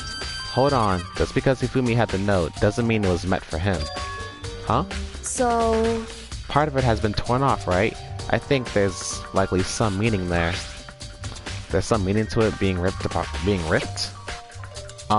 Could you maybe explain a little more? Think carefully. Hey. Why would he have been clutching that scrap of paper so tightly? I have no idea. So then... What if it wasn't just a scrap of paper when he was holding it? What if it was something more important? And how will something important like that become a mere scrap of paper? That's what you need to answer.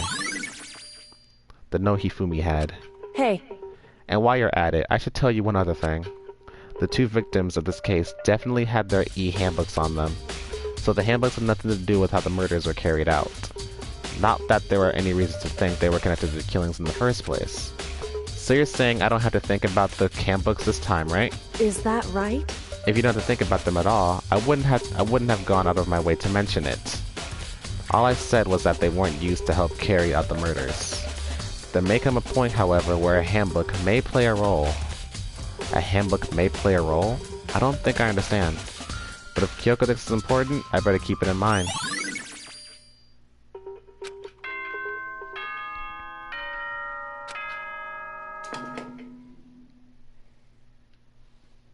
Are you excited?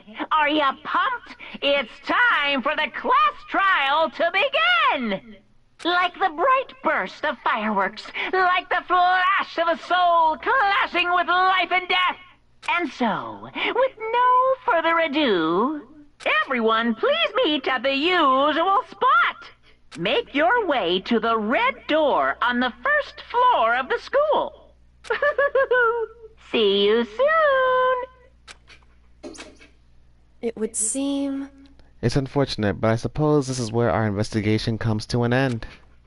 You'll have to figure out the rest for yourself and come to the proper conclusion. Yeah, you're right. Shall we go? Well, we'd better get going. Okay. The doorway to hell.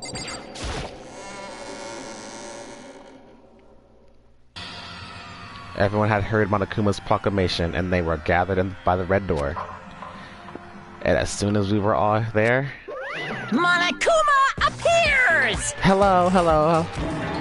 He's multiplied. Wrong! Nope, not multiplication. It just looks that way because of an illusion. I'm moving so fast, it only looks like I've multiplied. Can you guys tell which one of us is the real Monokuma? Can we just get on the elevator already? Boy, tough crowd. You're not playing along. Stop talking. We're not here to play with you. Okay. Okay, fine. Hey! Then if everyone's here and ready to go, please board the pain train, or elevator. I'll see you guys down there. Let's go.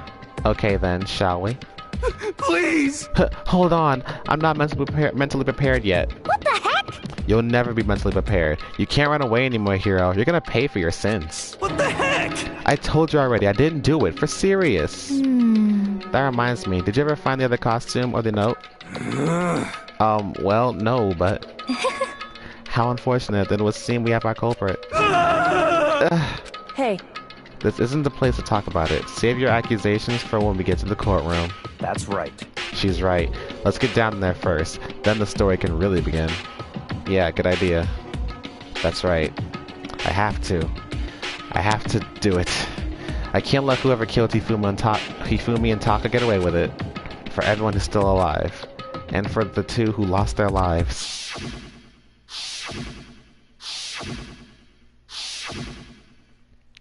The one who killed Hifumi and Taka, the one who killed our friends. The killer is... someone right here. Yes, yes. Come on, Big Mac. Let's do it. It wasn't me. You gotta believe me. Hey. The story begins when we get down there. It would appear the culprit has been confirmed. This trial will be over in no time. Just the worst. Let's hurry up and go so we can make Hiro pay for his crimes. Damn. I don't like Monokuma's carefree attitude. Were you listening? Wait till we get in the courtroom to do your arguing. Okay, boys and girls. We done did it. We had 2 murders this time instead of 1. And Urza, your freaking dream has finally been accomplished. Hifumi has finally been murked. But right when Taka got his life back, and right when you said he became your favorite character for calling Hifumi fat, he too has become murked. We have lost 2 characters. So now we've got 3, 6, 7, like 8 people. Got like 8 people, it looks like, left. Because you got 3, 6, yeah, we got, yeah. We're slowly beating down. School is getting real big now. Okay.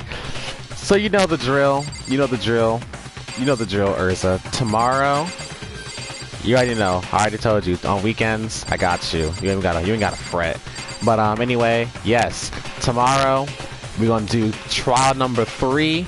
We got 3 more trials to do. We got 3 more chapters left, and then this freaking game that you're really waiting for with your boy in it is coming.